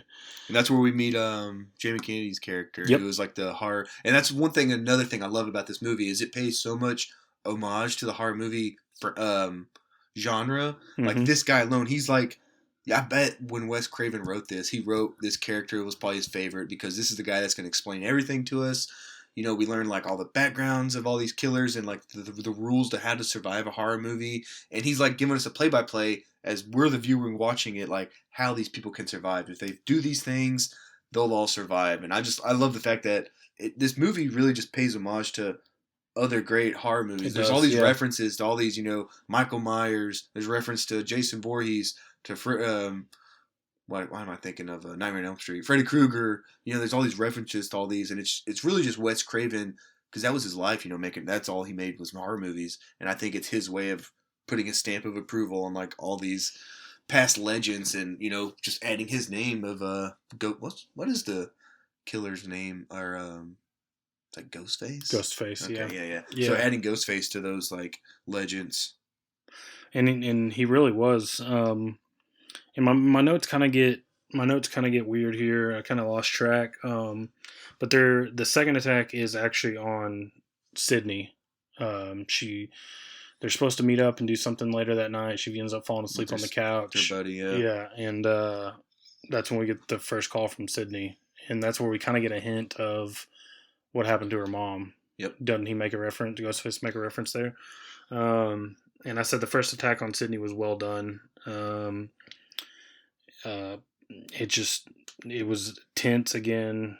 Edge of your seat. Yeah, because it got to the point later on in the movies. It's just every time you heard a phone ring, you'd get nervous, and then they would answer it, and you would hear that voice box, and you'd be like, "Oh shit, it's going down." So that was always a really cool thing too to establish that. So later on in the film, every time a phone rang, you'd be on pins and needles. Yeah. So, she gets attacked, and then I said, "LOL" at fucking Officer Dewey. Because like she opens the door and he's like holding the mask and he screams. He's screaming because she's screaming. Yeah. I just said, and dude, he's so lovable though. By the end, you like Dewey.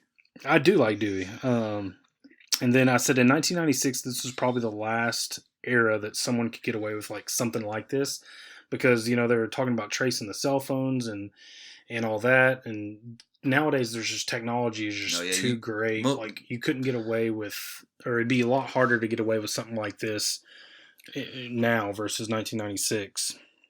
Absolutely. And then they were talking about the cell phone. I mean, why couldn't they just star 69? That's what I would do. Like on Sydney's end to figure out who whose cell phone it was. That would have ended the movie kind of quick. True. Let's see, and then Sydney's at the police station after the attack, and I wrote down I would have just stayed at the police station. Yeah. After one attempt, because your dad, have you mentioned too, like her dad? They think her dad's away on a business trip or something, but they've been trying to locate her dad, and they find out at the police station like, hey, we still can't get a hold of your dad. So her mom's dead. Her dad can't be located. There's a killer on the loose. I would have just stayed put. Yeah, fuck that, man. Let me stay here with y'all. Yeah, I would have just stayed put. And then, of course, Gail Weathers shows up, and Sydney's trying to exit out the back, and they go around back, and she confronts Sydney, and Sydney because Gail will. Oh, but go ahead. No, you go ahead. Well, I was gonna say she confronts her, and they're talking about this current events, but there's also animosity there because Sydney knows that this book was written about her mother, and Gail's the one that wrote it and cashed in, and so obviously if somebody wrote a salacious story about a loved one that's dead, like no love lost there. So and Sydney set it up. Sydney plants a right hook on her, like that would have made Mike Tyson proud. Because she said the line like, "Well, I'll check it out, or let me know, and I'll look for it." She goes, "I'll send you a copy." Turns around, right hook across to the face. And I just wrote, Sydney has a killer right hook. And then she ends up going back to Tatum's house, who's played by Rose McGowan. And then they bring Billy in because they think he's already at the police station. Yeah, which sets up this next scene and makes it kind of, which is a brilliant move. Yeah, it's very well done. It's a smart move by Billy. So they're at Tatum's house, and they get a phone call. And her mom walks in the room and says, "Hey, Sydney, it's for you." And Sydney picks up the phone, and it's the voice box. It's the killer, which was brilliant because now you're like, well, fuck, it can't be Billy. He's at the police station. Yep. So. Yep. And I just wrote down that call after she was attacked was crazy. And then the next day she's at school, and I wrote down they made her go to school. Yeah. Here's something I like too. This is a direct quote from I think it was Dewey, but it's school, Sydney. You'll be safe. I said, man, did that age like milk in America? Right. Because that was pre-Columbine, and since then, like, I ain't going back to school. This is the last place I feel safe. And then I should have put before all that, but we get our first Nick Cave and the Bad Seeds appearance. Yeah, that's great song. It was just a perfect song. That's what I'm saying. It's like caught in the middle with when you're watching Reservoir Dogs. Right. You're like, that is the perfect song to play at that scene, and they play it kind of over and over. And when it does like that high shot that they're fading out like of the town, dude, that's so cool. Such a very good scene, multiple times. And who does she run into? She runs into Billy. And he's just trying to convince her. He's trying to convince her, yeah. What I got to do? And he's like, I just want us to get back to us. And I wrote down, maybe now's not the time, Billy. Oh, he's to still talk got relationship problems. Yeah. And Sydney straight up tells him that, like, I've been through a lot, and you're basically just worried about getting laid. Yeah, and I'm totally on her side. Like, yeah, Billy, show some fucking sympathy here. She's been through a lot. It's called tact, fuck rag. Yeah, man, fuck you. Didn't you say that, Billy? But I kind of goofed up at the beginning when I said that two kids ran down the hallway at the beginning in the first school scene. It actually didn't happen then. Oh, that was when she's back at school because they're scaring Sydney. Yeah, so I think you just really wanted to introduce Henry Winkler. I really did. You couldn't wait to get really the Fonz out there, so we jumped ahead. But yeah, so after that scene with Billy, we get the scene where the two kids are running through the hall. Matthew Lillard finds it hilarious. Oh, he's about to die. He's like eyes bulging, veins popping. Yeah, he's having the best time. So, and then this is the scene where Henry Winkler pulls the two boys into the office and then, again, I was going to say another thing that they do brilliant in this movie is they portray so many different people as possibly the killers. Yeah. Because when you're watching that for the first time and you're seeing the animosity and hatred he has for these students and the disrespect they have, you're like, man, is fucking Henry Winkler the killer? You know, when you're watching this the first time, it puts seeds of doubts into so many people in that town. And that's another thing I think was so cool and a great job done by Wes Craven. And then, because they also do that with Jamie Kennedy's character. Yep. You know, so they keep you guessing. Yeah. And then that call while Billy's in the jail, that's your kind of first sign of like, okay, something's up. They've got the wrong guy. Yeah, because a lot of people at that point were thinking, well, it's probably Billy, it's the boyfriend. Then that phone call and it just does a 180. And you're like, I don't know what to think now. And then, so next, Sydney was attacked in the school bathroom. Yeah, a couple bitches in there too before. Oh, yeah. God, what a couple of see you next Tuesdays. You can say it. They were cunts. That's true. This is going to be heard in Australia eventually, so they were two cunts. I'll mark it as explicit. But only when you're that bitchy will I call you that. If a lady doesn't use her blinker, I'm not going to call her a cunt because she didn't use a blinker. Those two girls, well, really just one. The other one was just kind of like agreeing with her. That was a total bitch. Yeah, I don't know, man. I was ready to fight that yeah, because she was like, you know, she's probably doing it for attention. Yeah, she's doing it herself because her mom's a whore and all this. What the fuck? But she ends up getting attacked in the bathroom. She gets away. With a sweet sliding move. It was a sweet slide. That had to be premeditated. She would have been safe at second for sure. Yeah. Pete Rose is proud of that slide. That's right. And then, like you said, they're setting up so many people because the next scene is you see Ghostface in her mirror and he rips off the mask and it's the principal. Mm-hmm. And then it just gives you that little sliver of like, well, fuck, maybe, you know, it could be all these people. What's he doing with the mask on? Yep, they do a great job throughout the whole movie. I love that. And so it's a classic thing where he hears a noise, he opens the door, and he goes out. He goes out in the hallway. There's the janitor there. That looks like Freddy Krueger. You know who that is? I've got a little nugget. The janitor in the hallway was Wes Craven.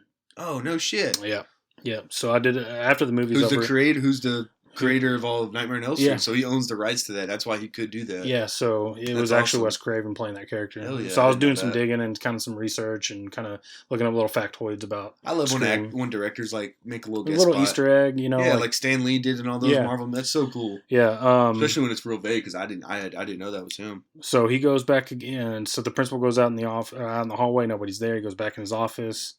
He's checking in his closet, and he pokes his head back out in the hallway, and then Ghostface is behind the door and brutally kills him.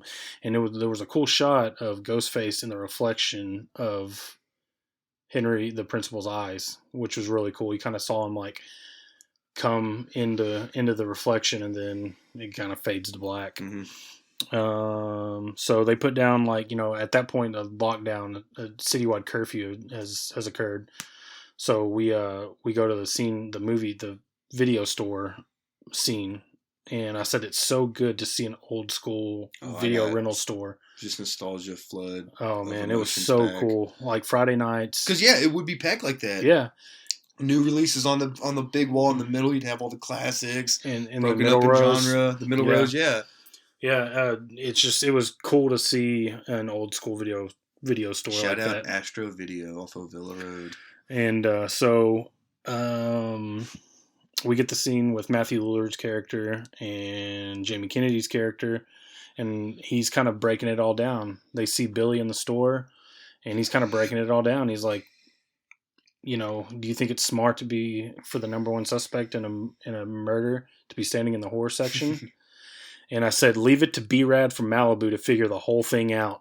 B-Rad from Malibu most wanted. Hell yeah. Yeah. I said, he was right, man. Yeah, leave it to B-Rad from Malibu. He really was the one they should have listened to from the beginning because he like had he looked at blueprint of what was going to happen and, you know, who was going to die or who was going to be the main suspects. And you're right.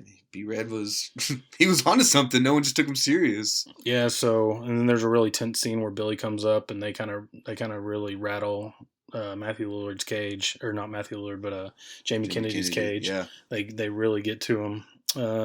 So there's a huge party at I forget whose house. It may have been Matthew Lillard's. It was Stu's. Yeah, Stu. Okay, that's his name, Stu. Before we go, can I just put a line in here that when Gail was flirting with Dewey, because they have this like connection going from kind of immediately, which I think she might have been using him at first. Oh, but I think I wrote down that Dewey. Yeah, right here. Poor Officer Dewey has no clue Gail has her hooks in him. Like, she wants to use them for the access. Yeah, like he has no clue. When she's flirting, she says this line, and tell me if this could be used in a flip situation. She's telling him how he looks so young. She says, "You don't look a day over 12." So that is definitely something a man cannot tell a woman. You know how creepy of a line that would be? Yep. If I said, "You look so good, you don't look a day over 12." I would be like, red flags would be going off for all people around me. Yeah, there'd be sirens going. I just saw that and I heard that and I was like, that is something you do not say now, especially to a woman, because that's a weird line. So right after the comedy store or the video store scene, we get another Nick Cave spot, and I wrote perfect song for this movie. Really is. And then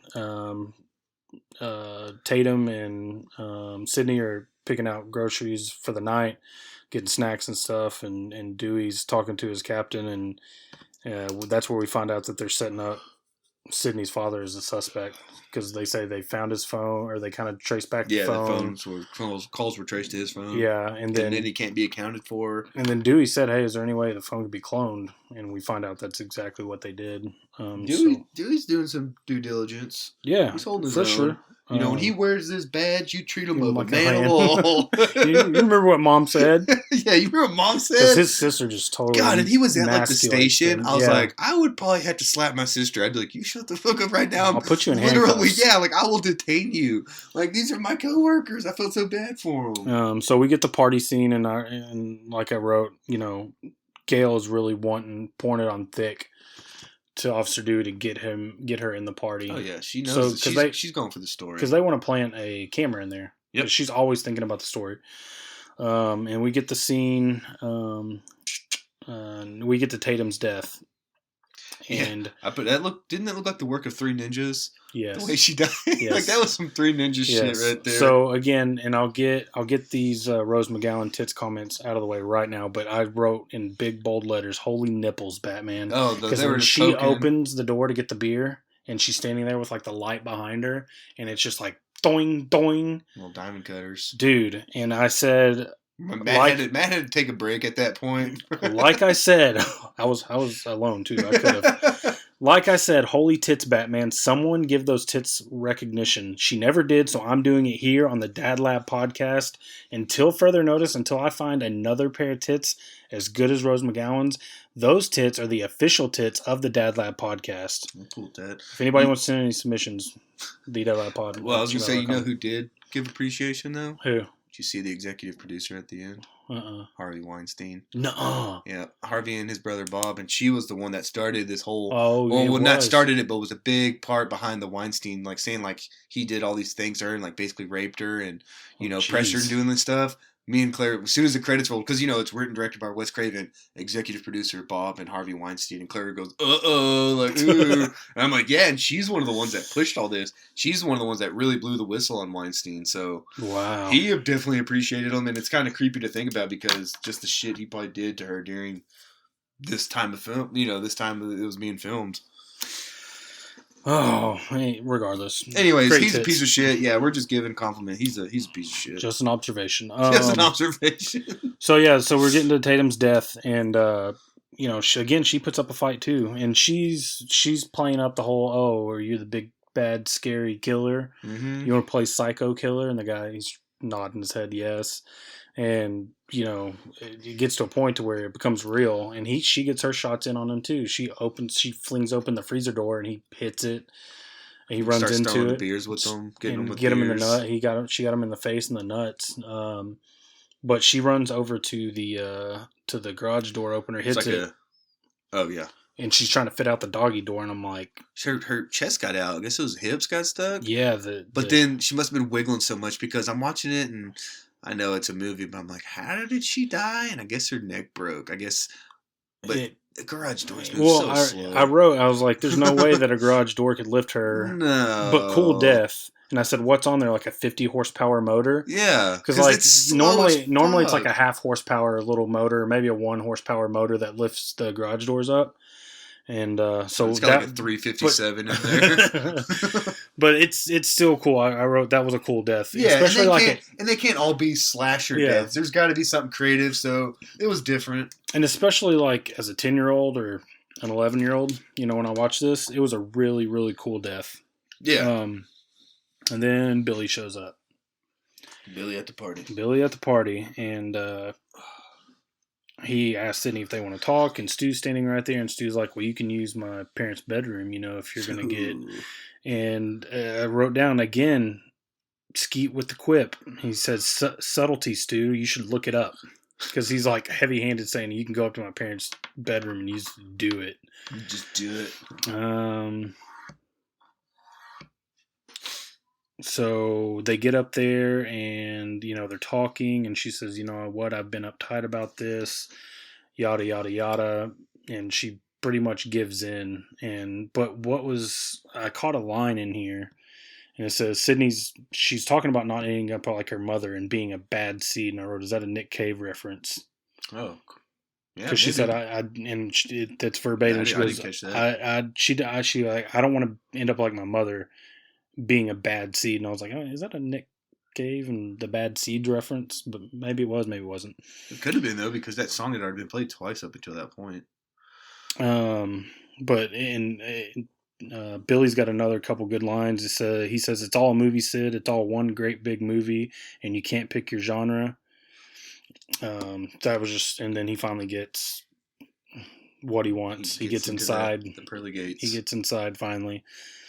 And then we go to one of the coolest and most iconic scenes of the movie. It's You Don't Know the Rules montage. Yeah, like when they did that, like to me, that's just, again, so cool that they would point that out in a horror movie. It's like breaking that fourth wall to talk directly to the audience. So you're like, well, because when you want to like, well, how do you survive a horror movie? And so go ahead, Neil. So Jamie Kennedy gives 3 rules to survive a horror movie. Number 1, you can't have sex, which Sydney just did. Broke the rules. Yeah. No drinking or drugs, which they were all doing. They're all drinking at least beer, yeah. And you never say, I'll be right back, which I think Tatum said before when she went out to get beer. She said, that because Lillard goes, I'll be right back. And then he goes out, presumably to get ready to kill her dad. To stab.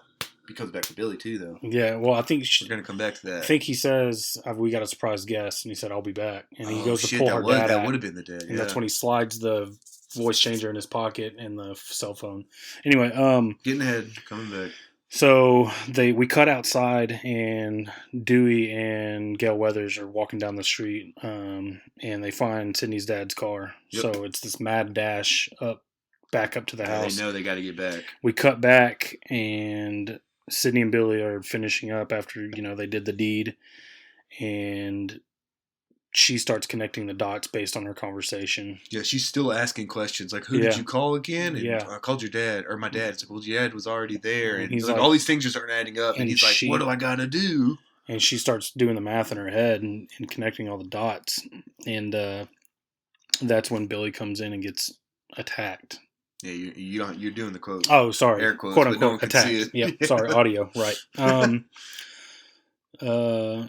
I wrote, that's some great acting on his part. Yeah, every slash was, ugh! Yeah. It's like slow motion is thriving his body around. And then when he reappears at the end, like when he falls down the steps, like that was acting that looked pretty serious that though was when he fell. Good that's acting. A commitment right there, yeah. But yeah, so she's getting away from him after Billy gets quote unquote attacked. She's running away from the killer, and she takes a 3-story fall onto a boat and is just like fine. Yeah. And that's where she finds Tatum hanging. And then I thought Jamie Kennedy was going to get it then, but he doesn't end up dying. Ghostface comes up right behind him. Oh, and then he hears something and he bolts off. And that's where we get the killing of the camera guy. Gail's cameraman. Yeah. Because that was cool, too, how they had it on a 30-second delay. Yeah. So he sees, he's like, get out of there, kid. And then you see the Ghostface stop, turn around, and then cameraman goes outside. He sees the front doors open. He's going, fuck, it's on a delay. He pokes in one more time and then comes back, and right then, like, throat slit. And then Gale tries to get away, and it was just a gnarly scene where there's blood all over the windshield with the windshield wipers. Yeah, and she's like, get off the car, Gary, or whatever his name is. And I put Gale with the typical horror movie escape. She got 20 yards from the house and just crashed that van so hard. So then that's when the scene of Billy popping out of the Dewey gets to the house. Or no, it's Jamie Kennedy. Dewey comes out of the house. He just got stabbed in the back. Yeah. Yeah. And then and then it's Stu and Billy and Jamie. I can't believe we don't know his name. Jamie Kennedy's character. And they're both pleading, like, let me in, let me in. You know, he's the killer, he's the killer. And she doesn't know who to believe, but she's holding the gun. Yeah. So that's when Billy comes falling out of the stairs. And so she just shuts the door on both of them and helps Billy. And then he's got a great line. And he says, we all go a little mad sometimes. And then that's when he shoots Jamie Kennedy's character. And Matthew Lillard, again, we were getting to the end here, and his acting, like, in this final scene in the kitchen is just some of the, like, it's just awesome. Glad you said that. I put final scenes of Matthew Lillard. He goes full Pacino. That's the best way to describe it. Yes. It's over the top. But that's good in a good way. Yeah, he goes full fucking Pacino. Where I swear, like, he must have watched, like, Scarface to get ready for this character. Well, I wrote Billy. He goes 110%. I wrote Matthew Lillard is fucking great. Yeah, he grabs that opportunity and then we find out why Billy and Stu were doing all this. Yeah, because that's why she's asking, like, why, you know? Like, there's gotta be a find reason. out that Sid's mom was banging Billy's dad, which is why apparently some other people too. She was banging old Cotton Weary, which is an awesome name. Yeah, and so Billy alludes to it earlier in the movie, but his mom left him, him and his dad, and we find out because Sid's her mom was banging his dad. Yeah, exactly. And then they have to make. They're getting ready to stage everything and plant the evidence, which is. Really smart. That's how they got rid of that first murder. Was they staged that it made it look like Sydney's mom was murdered by her jealous lover, Cotton Weary. Yeah. And then it's like, oh, it was pretty easy the first time we did it. You watch a lot of movies, take some notes, and which again was really cool how they explained all this. And this whole time, just watching Lillard is worth it. They're getting stabs like, and there's like 4 lines here, and I'm not gonna go in order. But they start, trying to make it look, they're starting to stage it. So they start stabbing each other. And Matthew Lillard goes, I'm feeling a little woozy here. if you could just give that same deliverance, though, man. And it's one of my favorite lines from the movie. He talks about how there has to be a sequel. Yeah. And that's where he's like spit flying and veins popping. I was like, full fucking Pacino. I love it. And then he's like laying down, like on the desk. And he's like, "You cut me too deep. I think I'm dying, man. I'm really dying here." His blood just coming out of his mouth. And he's like talking about like, "Are you gonna? And then, did you really call the cops?" And he's like, "My mom and dad are gonna be so mad at me." Yeah, my mom and dad. And then the last one, Sydney kind of gets away and calls Billy on the phone, and now it's reversed. And so Billy gets pissed. And the police are on the way. Yeah, and Billy gets pissed and he throws the phone at Stu and he goes, "You hit me with the phone, you dick!" I love Lillard in this movie, dude. So those are just the 4 lines, and it's all in this one scene at the end, and it's just some of his best work, like absolutely, ever. Like it's so good. That's probably his best work he's ever done, and I'm not like a huge Lillard fan, so I can't. I mean, maybe playing Shaggy. Yeah, second. Yeah. But in the end, Gail Weathers comes and saves the day. She almost saved the day a little bit earlier, but she forgot the safety was on. And, no. And Billy just pistol whips the ever-living shit out of her and knocks her on the porch. And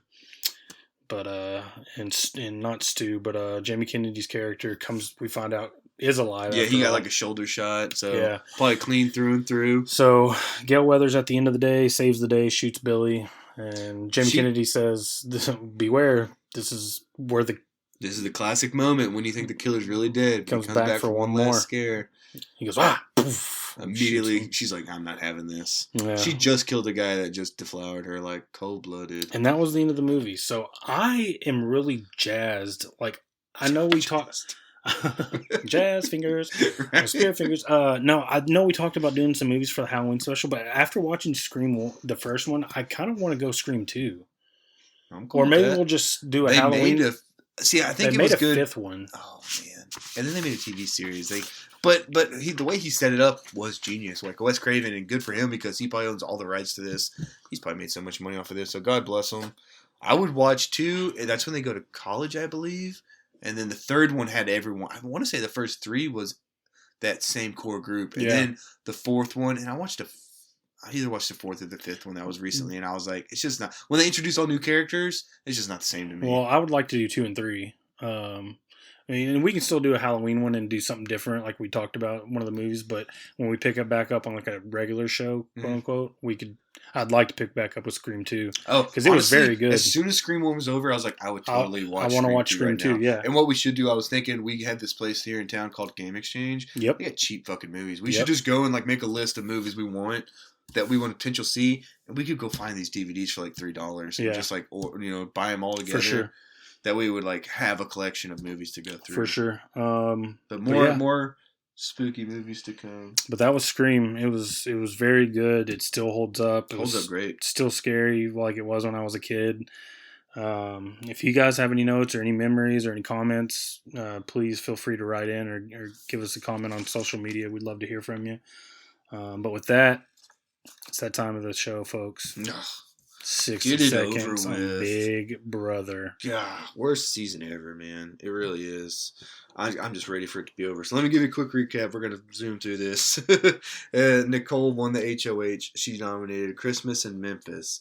So there's only 5 people left. So you got the head of household, 2 nominees. So that leaves only 2 people left to vote. So, it's getting really close to the end.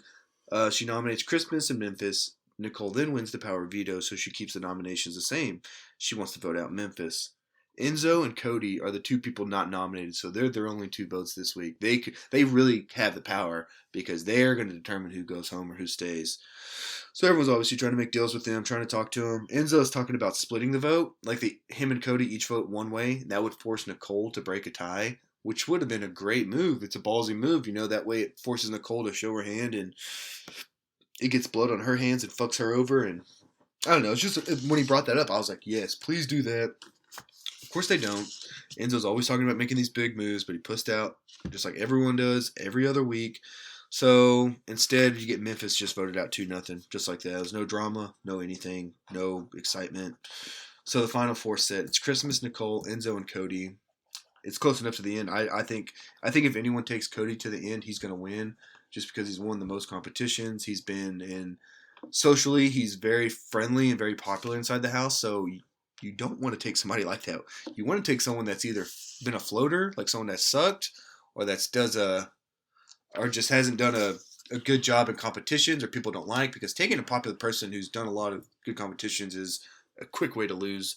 So in my opinion, whoever gets final, just don't take Cody and you have a chance because he would win because he's been the only one playing a really good game. And so have you ever felt this way where it's like you're wanting the season to end?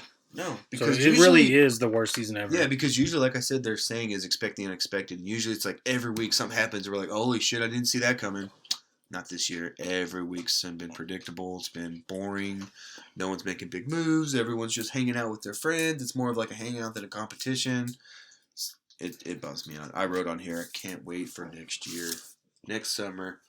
And they should never do All-Stars again because with social media now, when you get wind of who's going to be on there and they interact with each other and they basically form these pre-game alliances and friendships, it's not fair and it's not fun. They need to be totally spontaneous strangers moving into a house together.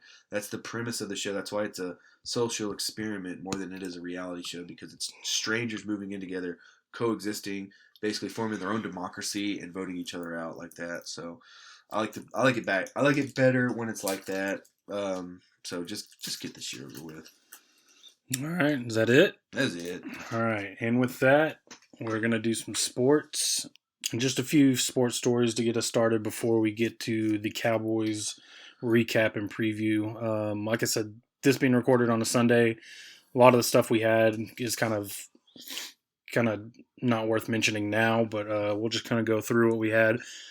At the time we were going to record on Thursday, I was going to talk about the ALCS and the NLCS, but now we know that the World Series is set. It's going to be Tampa Bay and the Dodgers. They just won Game 7 tonight, so at least Major League Baseball gets one of those markets. Oh yeah, they wanted. I'm sure they were rooting for LA Yankees. What they wanted. They wanted. Yeah. Ideally, that's. But they would have settled for Houston. I'm so happy Houston didn't make it. They're just a bunch of dirty cheaters. Karma, it's what they get.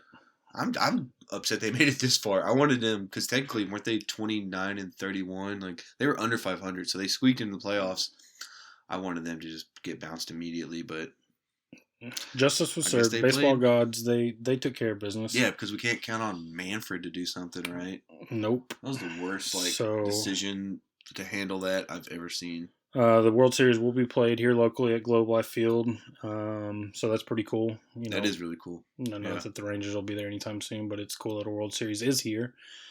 And Houston sucks, and that's the end of my comment. Yeah, and just the fact that I wouldn't want Houston even playing in our stadium with a chance to win. So I was a Rays fan, like immediately once it made it to the ALCS for the National League. I honestly would have been cool. I wanted to see Atlanta because they got such young, good players, and they got to be back though, man. Their team is so talented and so young. They'll be back. Well, I read an article, and it was like this, Atlanta versus LA. This isn't the last time. It's going to happen for years to come. Oh yeah, they're two great teams. Like I can understand why LA made it back. They got like multiple MVPs, or maybe just one Cy Young winner, but it's Clayton Kershaw. They got Dustin May, Walker Buehler. Those guys could win Cy Youngs by themselves coming up. So I don't know. We'll all have to go into it or look more into it. But right now, if you made me guess, I would think LA. But that's just because I don't know enough about the big names from Tampa Bay's got two really good starters, and they just may be one of those teams of destiny. Yeah. And it just may work out that way. I've always respected the fact that they can do it on a budget like Oakland does, but actually make noise in the playoffs. Yep. Good for them. Wish we could see more of that here with the Rangers. Yeah, because that's the way they want to do it here. They don't want to spend money, so they need to be more like teams like Tampa Bay and follow that. You need to be pulling guys out of their front office, out of their minor league organizations. You need to be if that's your model and that's the way you want to go, then you need to start plucking people and money whipping people that way. Because you can get a scout or a coach or whatever cheaper than you can a player. So you need to start money whipping and pull them out of Oakland, pull them out of Tampa Bay, pull them out of Miami or whoever does it, well. Atlanta, they have all those good young talented players, and you see like a week ago they fired the majority of their scouts. Like y'all need to do better. It's not good enough. And it's like I would love to have 7 of their players on our team. They have everybody in their lineup would be like probably our second or third best player at worst. They got guys that are obviously all-stars and MVPs. Because like looking at these Final Four teams, is there a player in our lineup that would hit in the top 7 in theirs in any one of those teams? I really like Kiner Falefa. I think he would find his way onto everyone's lineup, but like you said, I don't think he'd be a top 7. He'd probably be like he's a bottom third of the lineup. And Gallo, everyone's hyped about Gallo, but the guy can't even hit 220. Well, he's feast or famine. Yeah, that's what I'm saying. Like, so no. Andrews is past his prime, or he was always consistently like 280, 300 hitter. So yeah, when you pose it like that, I don't think we have a guy that would bat in the top 6, 7 spots in those lineups. Because that's where we're at, man. When you put it like that, that's a depressing way to look at it. Yeah, our best player wouldn't be their 8th hitter. And we have one pitch, and we have one pitcher that would step in. We have a pitch here. Yeah, we got a guy that can cap in. Yeah, so we should have traded him. Yeah, we should have got what we could at the deadline. 110% agree. So let's move on to the NFL for a little bit. Like I said, we had originally planned to, do it Thursday. We're at Sunday, so things have kind of advanced. But Le'Veon Bell was cut by the Jets. He was picked up by Kansas City. He was paid $28 million to play 18 games for the Jets. Dude, the Jets are the worst ran organization in sports. Yeah. Like, that team should be contracted, and you should give it to San Antonio or you should put one back in Oakland or somewhere. I don't like talking about Oakland. I feel so bad for them. I wish they would But give them the Raiders back and give Vegas the Jets. The Las Vegas Jets. That sounds just fine. Yeah. But so they are the worst. Adam Gase is a... Oh, he's the worst, dude. He's a dumpster fire shit show of a coach. Just that whole thing, man.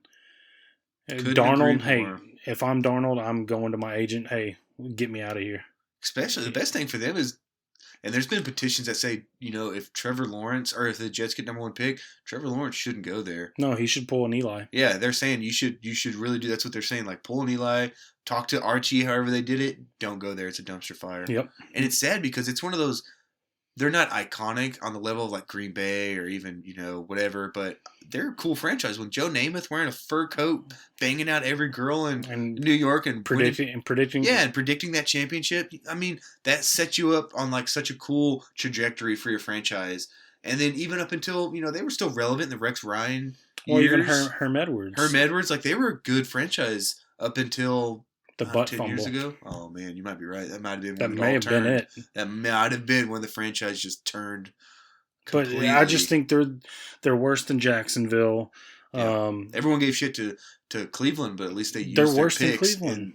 And, even Cleveland at their peak, 0-6. Their peak badness. Peak badness, yeah, was still, I don't think, as bad as... it's still... The Jets still would supersede that. Even Detroit in their own 16-year with Rod Marinelli, they're the worst organization in sports. They should be contracted. Should be regulated. Or just take them away, give it somebody who deserves it. They're close enough to Canada. Can they join the Canadian Football League? And they'd still be 0-6. They would struggle. They're just terrible. They are.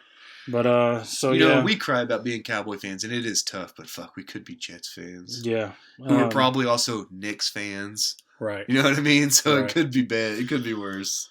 But New York paid them $28 million for 18 games, and they didn't get a whole lot in those 18 games. Man, what was this?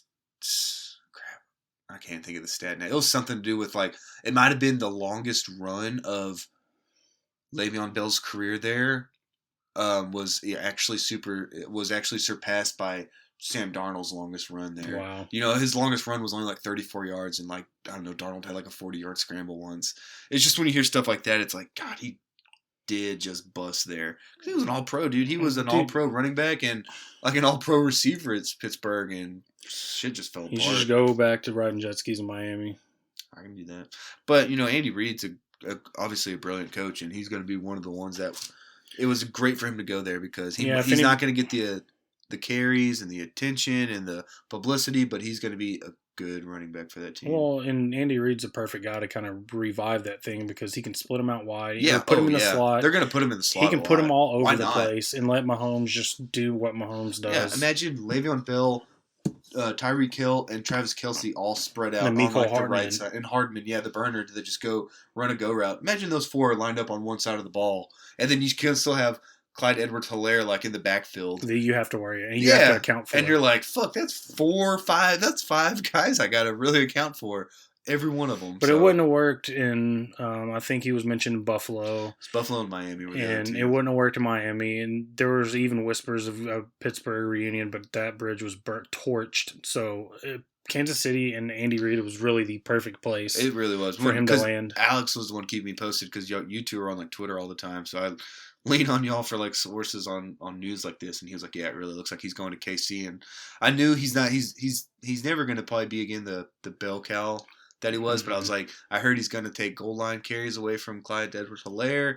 Like you said, he can line up in the slot. So I have him on my fantasy team is why I'm showing so much interest. So he's not going to be my number 2 running back, but on bye weeks or in injury weeks, I'm going to hold on to him just because you never know. There might be a week where he could pop off. And you may get a couple games in and he may be a flex player. You may be like, okay, well, he's good for 8 to 14 points a week. A lot of people started dropping him as soon as he got cut, and I was like, he's gonna get re-signed. I mean, he's not a bum, I think he's not 28. Yeah, he's still in his 20s. It's not like he's 29. If Adrian Peterson got cut today, it'd be like, well, I hope someone picks him up, but he might be done. Frank Gore, Adrian Peterson. I was like, Le'Veon Bell's still in his 20s. He's still No, he's not what he was, but he's still worthy of holding on to, is all I'm saying. No, and I want to move on to just some quick hit stuff, and we don't have to spend a whole lot of time on it, but the Titans dominated the Bills on Tuesday. Yes, they did. 42-16, and what was impressive about that is the Titans at that point of the game hadn't practiced in 16 days. Yeah, and everyone was high on the Bills. So that kind of shows you what a team can do when they're well coached. And practicing at a high school field. Well, right. Got to talk about Derrick Henry. In one play, Derrick Henry he stiff-armed.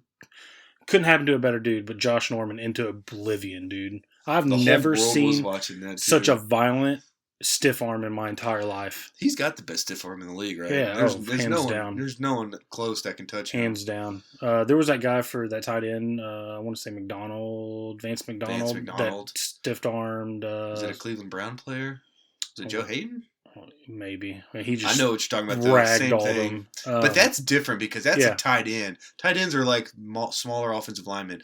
Derrick Henry, though, is just he's like Herschel Walker when you look at him, and it's like, that is a big, strong, scary, he's an fast absolute unit. Yeah, he's a unit. Yeah. When that he had that run today, that 94-yarder. Yeah, he had a 94-yarder today. He still had to break a tackle, but then he literally left everyone behind him. I mean, he outran everyone on that field, and he's probably one of the strongest. He's probably, him and Saquon might be the strongest running backs, and for him to be that fast, it's amazing. And look at the difference in the build, and they're still strong, but Saquon is more compact, and he's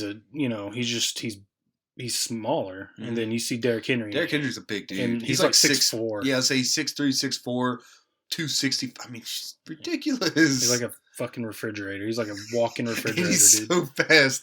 Anyways, we both have him in our fantasy leagues. That's why we're drooling right now. Yeah. We're in 2 different leagues together. I got him in one, and he's got him in the other.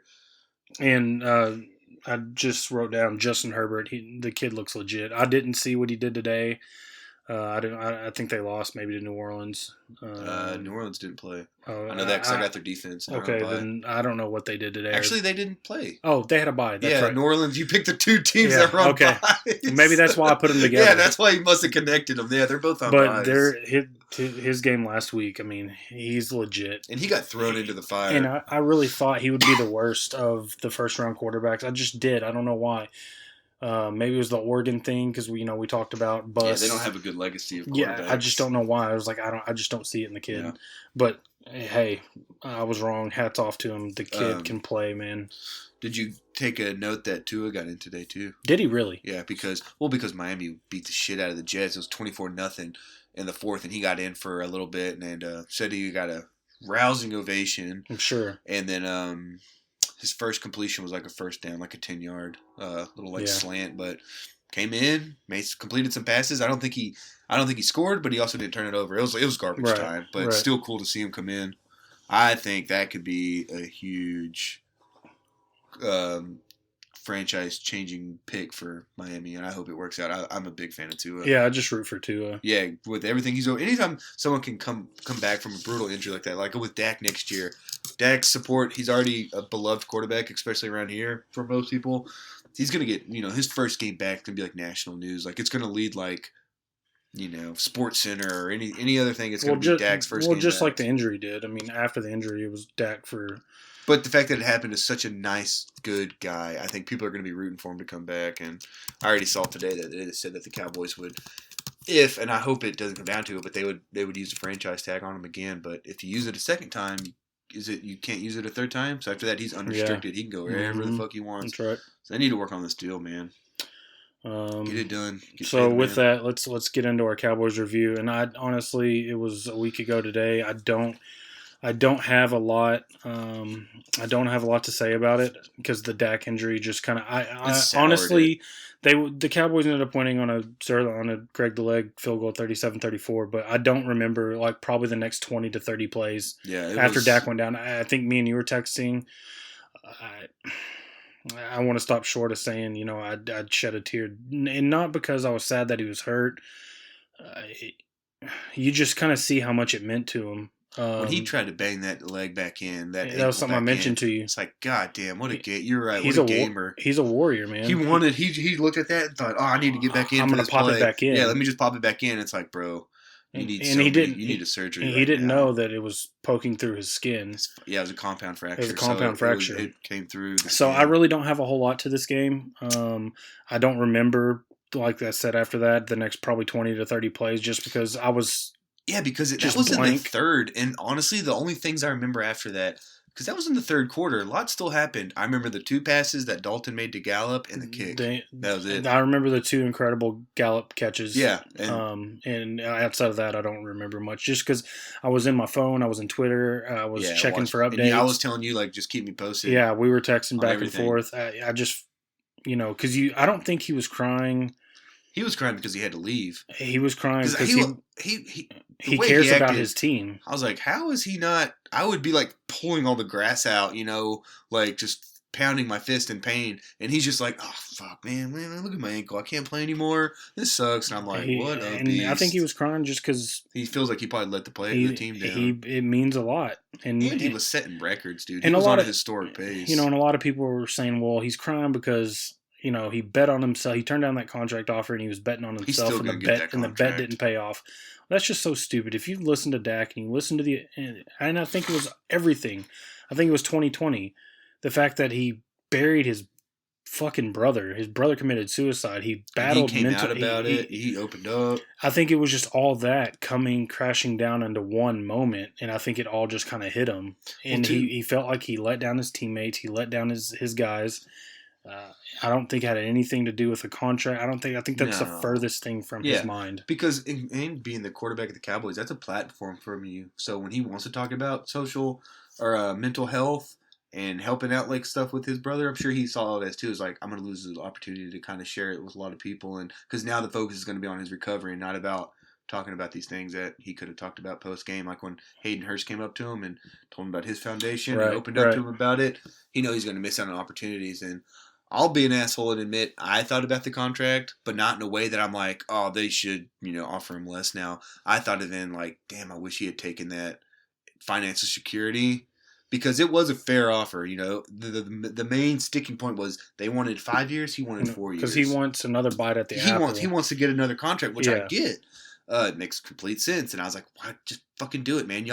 He's got you by the balls. He's going to be our quarterback, I hope, for the next 10 years. Just give him a 4. So I was like, I thought about the contract, but in the way that I wanted him to be financially secure just in case. Because he's going to get this year's money, but he was offered generational money. Yeah, and so that's why I was upset that he didn't. I've kind of noticed my attitude since we started talking about it.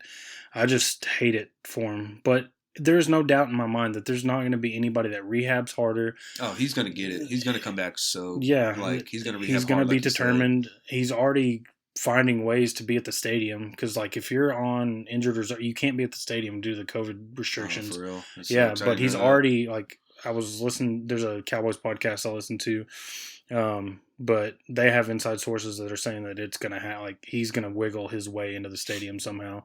So you're not gonna find a guy that's gonna rehab harder, that's gonna work harder to get back. Than Dak, because he's been overcoming adversity his entire career. He wasn't a starter in high school. The quarterback got hurt. I was like, each process, every level, he had to wait for an injury, and he stepped up. And what's kind of crazy is an ankle injury is what put him in the spot he's in now. Romo got hurt. Kellen Moore was the backup. He breaks his ankle in practice, and then here comes Dak. So it's kind of poetic. It's almost poetic, but I don't, people talk about, Andy Dalton this, Andy Dalton that. Look, Andy Dalton's a former Pro Bowler who went to 5 trips to the playoffs. But there's a reason he's a backup at this moment.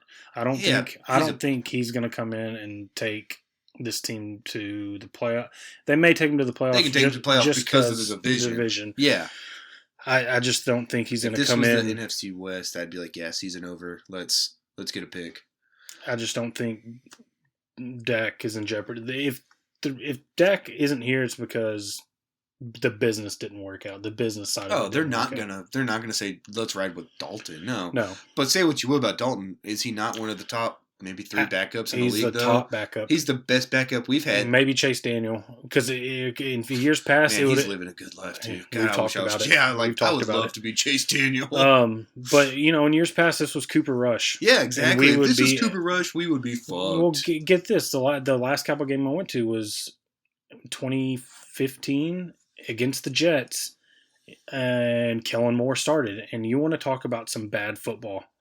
My goodness, we lost to the Jets preseason game, and it was bad. We lost to the Jets last year, bro. It was bad. So we could be in a lot worse shape. Yeah, I think the only reason I'm kind of bummed is Dak had built up this great rapport with the receivers, and it's just going to take a couple weeks for Andy to get there. Because at the end of that Giants game, he proved that he can put it where he needs it to. He can that pass to Gallup down the sideline to set the field goal was a fucking dime he dropped. So I'm not worried about Andy. And when I saw that, I was like, okay, with our shitty division, I'm not saying we're not going to win the Super Bowl. We're not going to get to the NFC Championship, but we can make it maybe past the wild card. Maybe we can get to the divisional round before we get smoked. You know, something to build off of, whatever, playoff The defense has got to show up regardless. Hey, I hate to admit it, but Jalen played better. Jalen played. I do, because we rag on him deservedly, but he played well. I'll give it to him. He played well. He played really good. And we'll get back coming up too, but LVE might be coming back. That's going to help him. Yeah, which I'm nervous. I don't want him coming back this soon. It seems really rushed. It does. They said it takes reason. I thought they said it 5 to 6 weeks, and this is like week 4. Yeah. But they said with the surgery now, I guess they can like infuse the bone, and it's supposed to speed up the process. But I'm the same way. It's like this guy's known for being susceptible to injuries. Maybe if he was an Iron Man, I'd get it. But if he's more like he's injury prone, so why just give it a couple weeks more, because it's not going to get any worse. We may be getting Cheeto back. So are we transitioning to Cardinals preview now? And back, we'll wrap up the Giants game. We wish Dak nothing but the best. The outpour from the entire NFL, not just more than that, dude. The world and athletes, the sports world. Yeah, the amount really just shows you what kind of person Dak is, and that people recognize. Because I think people recognize special people like that, and I think when you see all that outpour, that's proof that it's not an act. He's a genuinely good person. There's that famous kind of highlight or video where Dak goes to throw a cup away and he misses, and how many athletes would go back and picks it up? Yeah, and he throws it away. How many people, not just athletes, would just leave it? I mean, and depending on where I am, I might leave it. Just to be honest. Well, that's good, and that just shows you how special Dak is and what kind of person he is. So, and the timetable of 4 to 6 months. I thought it was going to be longer than that when I saw that injury. And then you were the one updating me, and you're like, yeah, it's about a 4 to 6 month rehab. And I'm like, that ain't bad, man. I forget the way he's going to go at it. I forget now, like they said a break like that is better than a fracture. And the way it turned, if it turned inside instead of outside, and it broke a different bone, it would have been a lot. It would have been a lot worse. Yeah, so he kind of was the best case scenario. Kind of air quotes got lucky in that sense. Yeah. So we wish Dak the best, get back, and I can't wait to see him, playing good football again. He was tearing it up this year. Say what you will, I know the game sucks, but defenses can't give up 40. But we're in every game. Yeah, because of him. And we have great weapons, but tackles are gone, quarterback's gone. It's a shitty year. So real quick, let's preview tomorrow's game. We got the Arizona Cardinals coming in to AT&T Monday Night Football. Kyler Murray's coming home. I had that noted. Do you have a note 6-0 at AT&T Stadium, including high school, college, and now in the pros? In high school, I think he was like something crazy, like 40-0 in high school. Oh, he never lost a game in high school. And fun fact, my brother was his quarterback's coach his senior year. That's fucking. Yeah. Hope he's got like some memorabilia signed. I doubt it. But did he know then? Like, did he think he had that potential? Oh yeah, I mean, obviously he was great, but this guy can go number 1 overall. This guy could. Everybody kind of knew. Like it was a and how tall is he? Do you know? He's not under 6 foot. He's under 6, right? I would say he's 5'10", 5'9" and a half. What a fucking in real beast, life, dude. That's I've never seen him, but that's just hearing people talk about him and stuff. But anyway, he's coming home. He's dynamic. He's everything as advertised. We got Coach Bro coming in, my man crush. I love Cliff Kingsbury. I think he's going to be great for the NFL. If he He's could a just great get, innovator, yeah. if he could just get his defense playing, Isaiah Simmons hasn't quite panned out. He's out, and I heard is it Chandler Jones He's out too, which are probably their two best. Without knowing the roster, I would assume two of their they best are defensive players. And they're like us; they can't cover anybody to save their life. So it's gonna be a shootout. Andy Dalton needs to just air this MF. He just needs to air it just out. Air this motherfucker dude, out. Just man. air it out, dude. Yep. Let Gallup eat. We're at home, so let Amari Cooper eat. And Don't forget my boy. I'm not forgetting CD. I ain't forgetting him. And for fantasy purposes, let's get Dalton Schultz involved too. For fantasy purposes, strictly. No, but hey, Dalton Schultz has played well. He's really, really impressed me. He's probably impressed me more than anybody because I don't know about you, but I really thought Blake Jarwin could have been a breakout player for us. So did I, yeah. I mean, you see him. Well, he is quick. He is the kind of player that you look like he's that new generation of tight end. Jarwin is, and with that injury, it was devastating. And then Schultz came in, dropped some easy passes. Everyone's fuck. Next game, man. But I think he put in the work. I think he put in the work quick and was like, I am the starting tight end for the Cowboys now. And yeah, he's turned it around, dude. He's a viable fantasy option. So that'll be interesting. I'm gonna work my ass off, stay up super late tonight when we get done cutting this, and I'm gonna try to get this out. So, this is relevant for some people that would listen to it tomorrow. But we'll do the Halloween episode this week, but we will tack on a Cowboys review preview at the end of that one because it is football season and me and Andrew love the Cowboys, so we can't go without it. So I got some questions for you for the game. Okay. Which one do you think is more likely? Because Cardinals put up over 500 yards or Cardinals score over 40 points? Man. That's how bad our defense is. I think they're both possible, but more than likely, I think we give up 500 yards, but maybe we only give up 29 points. Okay, so bend, don't break. Yeah. That's been our mantra for. Okay, and another one. I think the Murray to Hopkins might be the best QB wide receiver combo. Would you take that? A healthy Dak, obviously. Cooper or Wilson Metcalf? What's your combo if you were starting to? This was your team. Wilson Metcalf, just because Wilson is on another level from the two quarterbacks, and I think you could make an argument for Cooper and Hopkins, and even I think DK is probably the third out of that group, out of that three. He's still probably top 5-6 receivers. Yeah, I'm just saying out of that grouping. It's a great group of people. Yeah. I would take just because Russell Wilson's. So you're going more quarterback. I'm basing that on the quarterback. See, I think I would go Murray Hopkins because Murray is so young, only a second year in the league, and him and Hopkins already have that great connection. Yeah. And then Murray to me is maybe it's because I have both these guys on my fantasy team. Sorry, I don't want to drown or bury all in with my fantasy talk, but I got a pretty good team this year, and I think that was a great combo to pair up. And then you pair him up with Cliff Kingsbury, who's gonna innovate and he's gonna get the ball to the playmakers. Yeah, so. And that's not even mentioning Christian Kirk, Andy Isabella.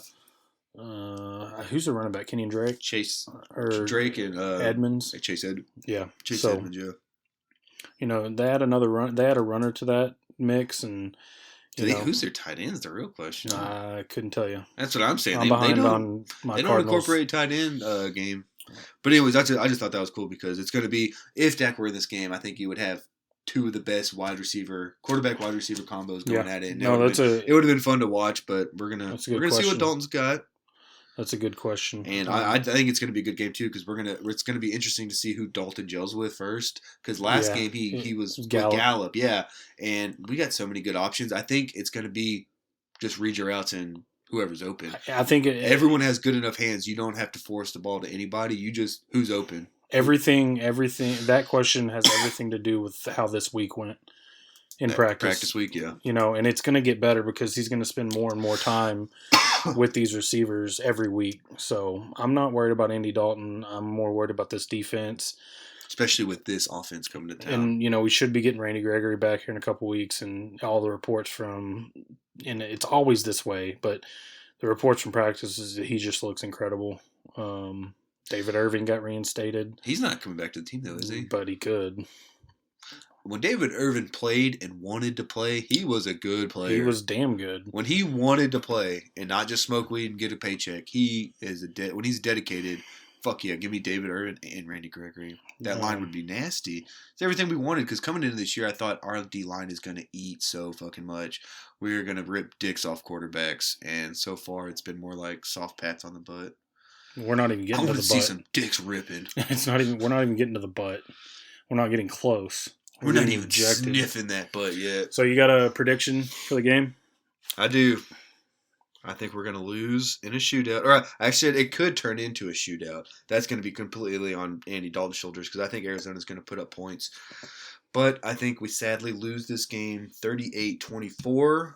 If Dak were in this game, I would have predicted a win, but a narrow win. Maybe like a, 35-30, some shit like that. I think it would have been a lot closer. But Arizona's got a great offense. They're like us. When healthy, great offense, shit defense. So this would have been our perfect game. It would have been so entertaining. And it still could be with Andy Dalton. Andy Dalton, I just want to restate for the record, again, is a viable, above average backup quarterback. So that makes him a slightly below average starting. So could be worse. Like you said, we could have Cooper Rush out here slinging the ball. We're going to have a guy with playoff experience who's been to Honolulu on a Pro Bowl trip. Like, it's not Dak, but it's also not the end of the world. We'll see what he can do. He's got the weapons, but yeah, 38-24, I think we're going to lose. Okay. I actually think we're going to lose too. Just because I don't know if we're going to have a hangover from Dak being hurt, or if the defense is just going to revert back to, what we've been all year. But I think you're right. Kyler is going to come in and put up numbers. The thing about mobile quarterbacks, and especially Kyler Murray, if you can't get there and get there quick, he's going to eat. And then when you do get there, they over pursue, and he's up the field, and there's nobody there to chase him. He'll plant his foot and just break one way. After you're determined, I'm going to get him this way, he'll juke you real quick. So I'm thinking it's going to be something like 35-24. Yeah, so we each have them losing by double digits. Yeah, it's I think this week we may struggle to get Andy Dalton integrated, but I'm not worried about it. Like I said earlier, Andy Dalton is not my concern. It's this defense. Let's get LVE back. Let's get Sean Lee back. Let's get Cheeto back. Let's get all these dudes back. And maybe Jalen can build on the momentum that he. But I don't know. With that Giant thing, he may have known. Hey, he may have known Garrett's offense, and he may have known where to go. Yeah. So let's see. Come on, Jalen. Let's start earning that contract. And with LVE coming back, hopefully it does alleviate some of the pressure and burdens and coverages that Jalen might have to be in. Because if he can be like a stand-up pass rusher, awesome. We paid him a lot of money to do more than that, but if he can be just a designated pass rusher, at least find something, a niche that he's good at and can blossom from. Well, it's just if he could only play north and south, he'd be fine. Mm-hmm. But it's when he has to go sideline to sideline. But that's the job of a linebacker. I know. That's what sucks. Is that's literally his job, is to be that sideline to sideline linebacker. Like he was at Notre Dame. He was a fucking Hall of Fame level talent at Notre Dame, and it's unfortunate, but I don't know. Just we got him. We keep fucking playing him, I guess, till we get somebody else. But I saw something cool. It was a stat about Dak actually. They're in the Mississippi State. Who did they lose to? Was it A&M? I was watching part of that Saturday, and they had a cool stat. There's only 2 players in SEC history with over 40 rushing touchdowns and 70 passing touchdowns. Dak. One of them's Dak. Tebow. And Tebow. You got it. Yeah, Tebow, it was ridiculous. Tebow had like 87 passing touchdowns and like 62 rushing, but then Dak got in. He had exactly 41 rush and 70 pass, but that's the history of the SEC. There's only been 2 guys to ever do it, and then you're talking about when Dak was at Mississippi State and brought him to #1 in the country. It's like you forget about these things. He took a shit team like Mississippi State and by far the best division in college football, and took him #1. Yep. That's shit that only special people do. He is a special person. On and off the field. Don't take him for granted. Like just a lot of people took Romo for granted, and I'm like, you guys don't realize. I guess you guys have short memories, and you don't remember this black hole that was the 2000 to 2000, or 99 to 2005. Maybe we took over full time, or 6, and just the rotation. 5-6 years of just utter shit. And I just, I don't want that to happen with Dak, because I've seen it, especially with an injury, man. Because I know with Aikman, it was the neck that kind of forced him early. But all you idiots on Twitter that are always calling for, it's Dak's fault this, it's Dak's fault that. And I'm glad you do it because now I know who to avoid. Because if you have that opinion, I automatically, I just rule you out as a sports fan. Credibility to me if you say you just lose it all. Yeah, that's because it's really just stupidity because you don't watch the game. You just read. He's the only reason we're ever in these games. You watch Skip Bayless. Or you watch that guy's Colin Cowherd and you just regurgitate and you take in whatever shit they spew from their mouths. But anyway, you're about to get your wish, and you're about to see life without Dak Prescott. And come talk to me at the end of the season, and we'll talk. Yeah, Dak was putting up 450 yards a game and like 4 touchdowns. Yeah, but that was his average going into like week 5. He was having a record-setting year. But with that. Let's we're getting up against it here. Let's get into what are we watching and what are we listening to. I'm still watching 90 Day Fiancé. Tonight is Sunday. I gotta go catch up. Yeah, I gotta go catch up on it's 90 Day Fiancé the other way. So like I was explaining, it's Americans going to foreign countries. So it'll be interesting to see what happens tonight. Last week it was pretty interesting. And I forget their names, Kenny and Armando. That's the gay couple down in Mexico. And it was really tense because Kenny last season proposed to Armando, and he said yes, of course. And then Armando took him, Kenny, to meet his family, and oh boy, it was tense. The dad didn't even want to come out of the house. The mom was cool with it, and all the brothers and sisters and cousins. And, they were kind of joking like, hey, where are we invited? And so that was good. And then Ariella and I forget his name. Just call him Steve. Steve. Just call him in Steve. Ethiopia. He's definitely not He's not Steve, so that makes it even better. I was thinking, I forgot it's overseas. Yeah. I was thinking it's from like Detroit. And Steve. And and she's pregnant in Ethiopia. And that didn't sound it ended on her... that she went in for like a routine. It's a lot like what happened with me and Lauren and Landry. We went in for a routine sonogram, and they were like, "Hey, you're gonna have the baby." So that's how it ended last week. So we're gonna get to see this week. This shit's coming. Yeah. And then there's Jihoon and oh crap, what's her name? Anyway, Jihoon is a South Korean dude, and his old lady is from Washington maybe, but she's really cool. They're kind of blossoming after some issues, but yeah, so that's all I'm watching. And what I'm listening to is a podcast called Killin', Missin' and Hidden. I think it's just Killin', Missin' Hidden. I found this podcast on Reddit, and the guy's name is Brad, and he gave me some really good feedback on our that's who that on our podcast. Yeah. He kind of listened to and gave me some really good critical feedback, and so we kind of had some dialogue back and forth on Reddit, and he seems like a good dude. And you would be into it because it's true crime. So, and he does it. It's really well done. He does his research. It's not sloppily done. He's got his facts. It's really well done. He hits on a wide variety of cases. So you should check it out. And I've already downloaded it and listened to it. So I come to you for the true crime suggestions. Yeah, I've always find the best ones. I've already listened to a few of his episodes, and he, is it one case he's focusing on, or no? Is it it's like different cases. Okay, cool. But shout out to Brad and Killin', Missin' Hidden if y'all are looking for a podcast suggestion for some murder porn. Murder porn, yeah. What are you watching? I watched this was last week. I watched that Hubie Halloween, that Adam Sandler movie on Netflix. I heard mixed reviews on it. Was it good? What I wrote on here was a typical Adam Sandler movie. It has some few laughs. It's a decent enough story. But what I really liked about it is they did a really good job of capturing the Halloween spirit. So it's a Halloween movie through and through, like there's no doubt. Like the main characters, Adam Sandler, and like the supporting actor is just the premise of Halloween, and it takes place in Salem, Massachusetts, so it has that connection to the old witch trials and the history of it, and the town, which like we talked about Woodsboro, so I always think that's cool when you can incorporate the town history into the movie.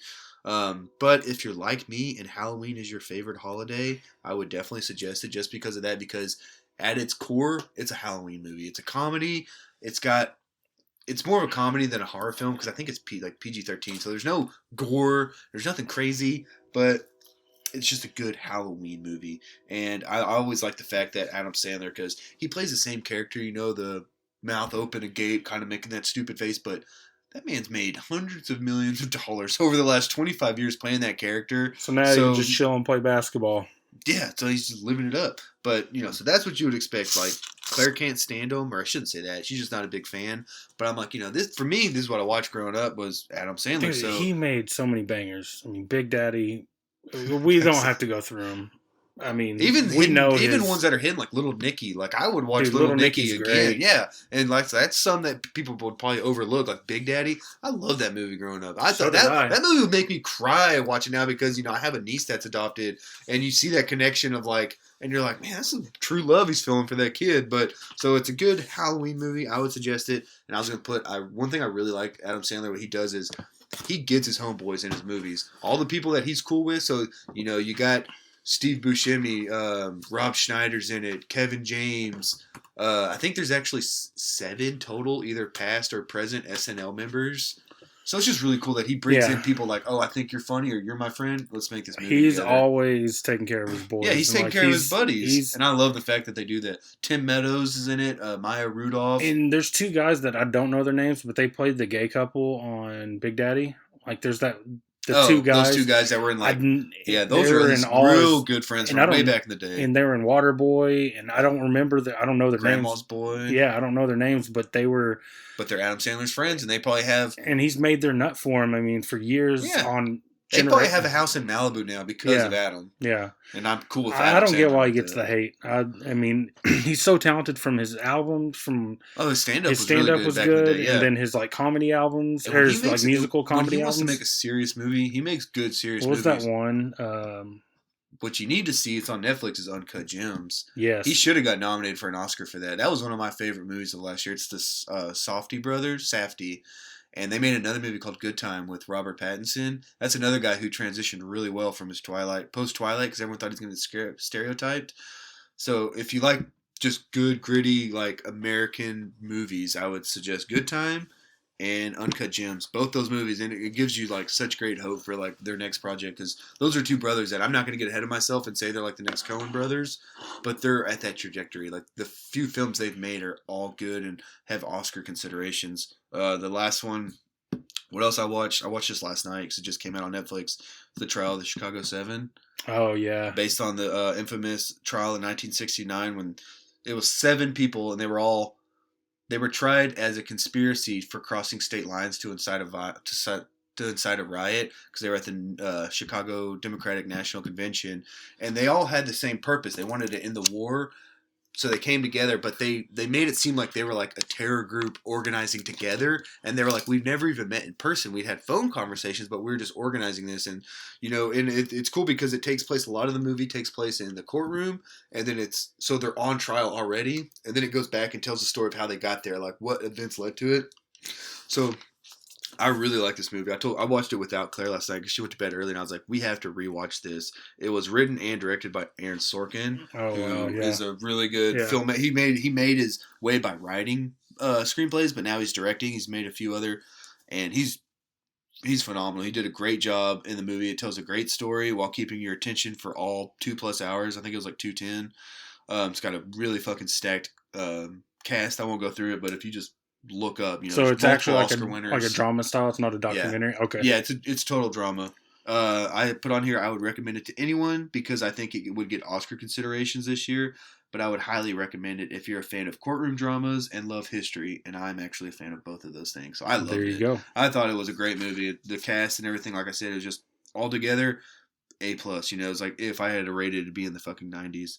And honestly, I just listened to high school jams all week. Once we made this decision to make our Mount Rushmore, I dove right back in it. And I should have slipped on some skinny jeans and flipped my hair over and just put on some etnies or some shit. Get a studded belt. Chain wallet. All right, well that does it. That's gonna do it for us here on this episode. Man, it's late. Yeah, nearly it's midnight, we're bro. clocking in at 11:53 p.m. Golly. We're almost into Monday morning. Claire wanted to watch a documentary after this. Not now, Man. sucker. Yeah. No, but again, if you could give us, if you haven't done it already, a rating and review on Apple iTunes or Apple Podcasts and iTunes, we'd really appreciate it. And if you got any comments or concerns, email us at thedadlabpod@gmail.com. But for Matt And Andrew. we're out. Buff my name at the end. Okay. And Andrew.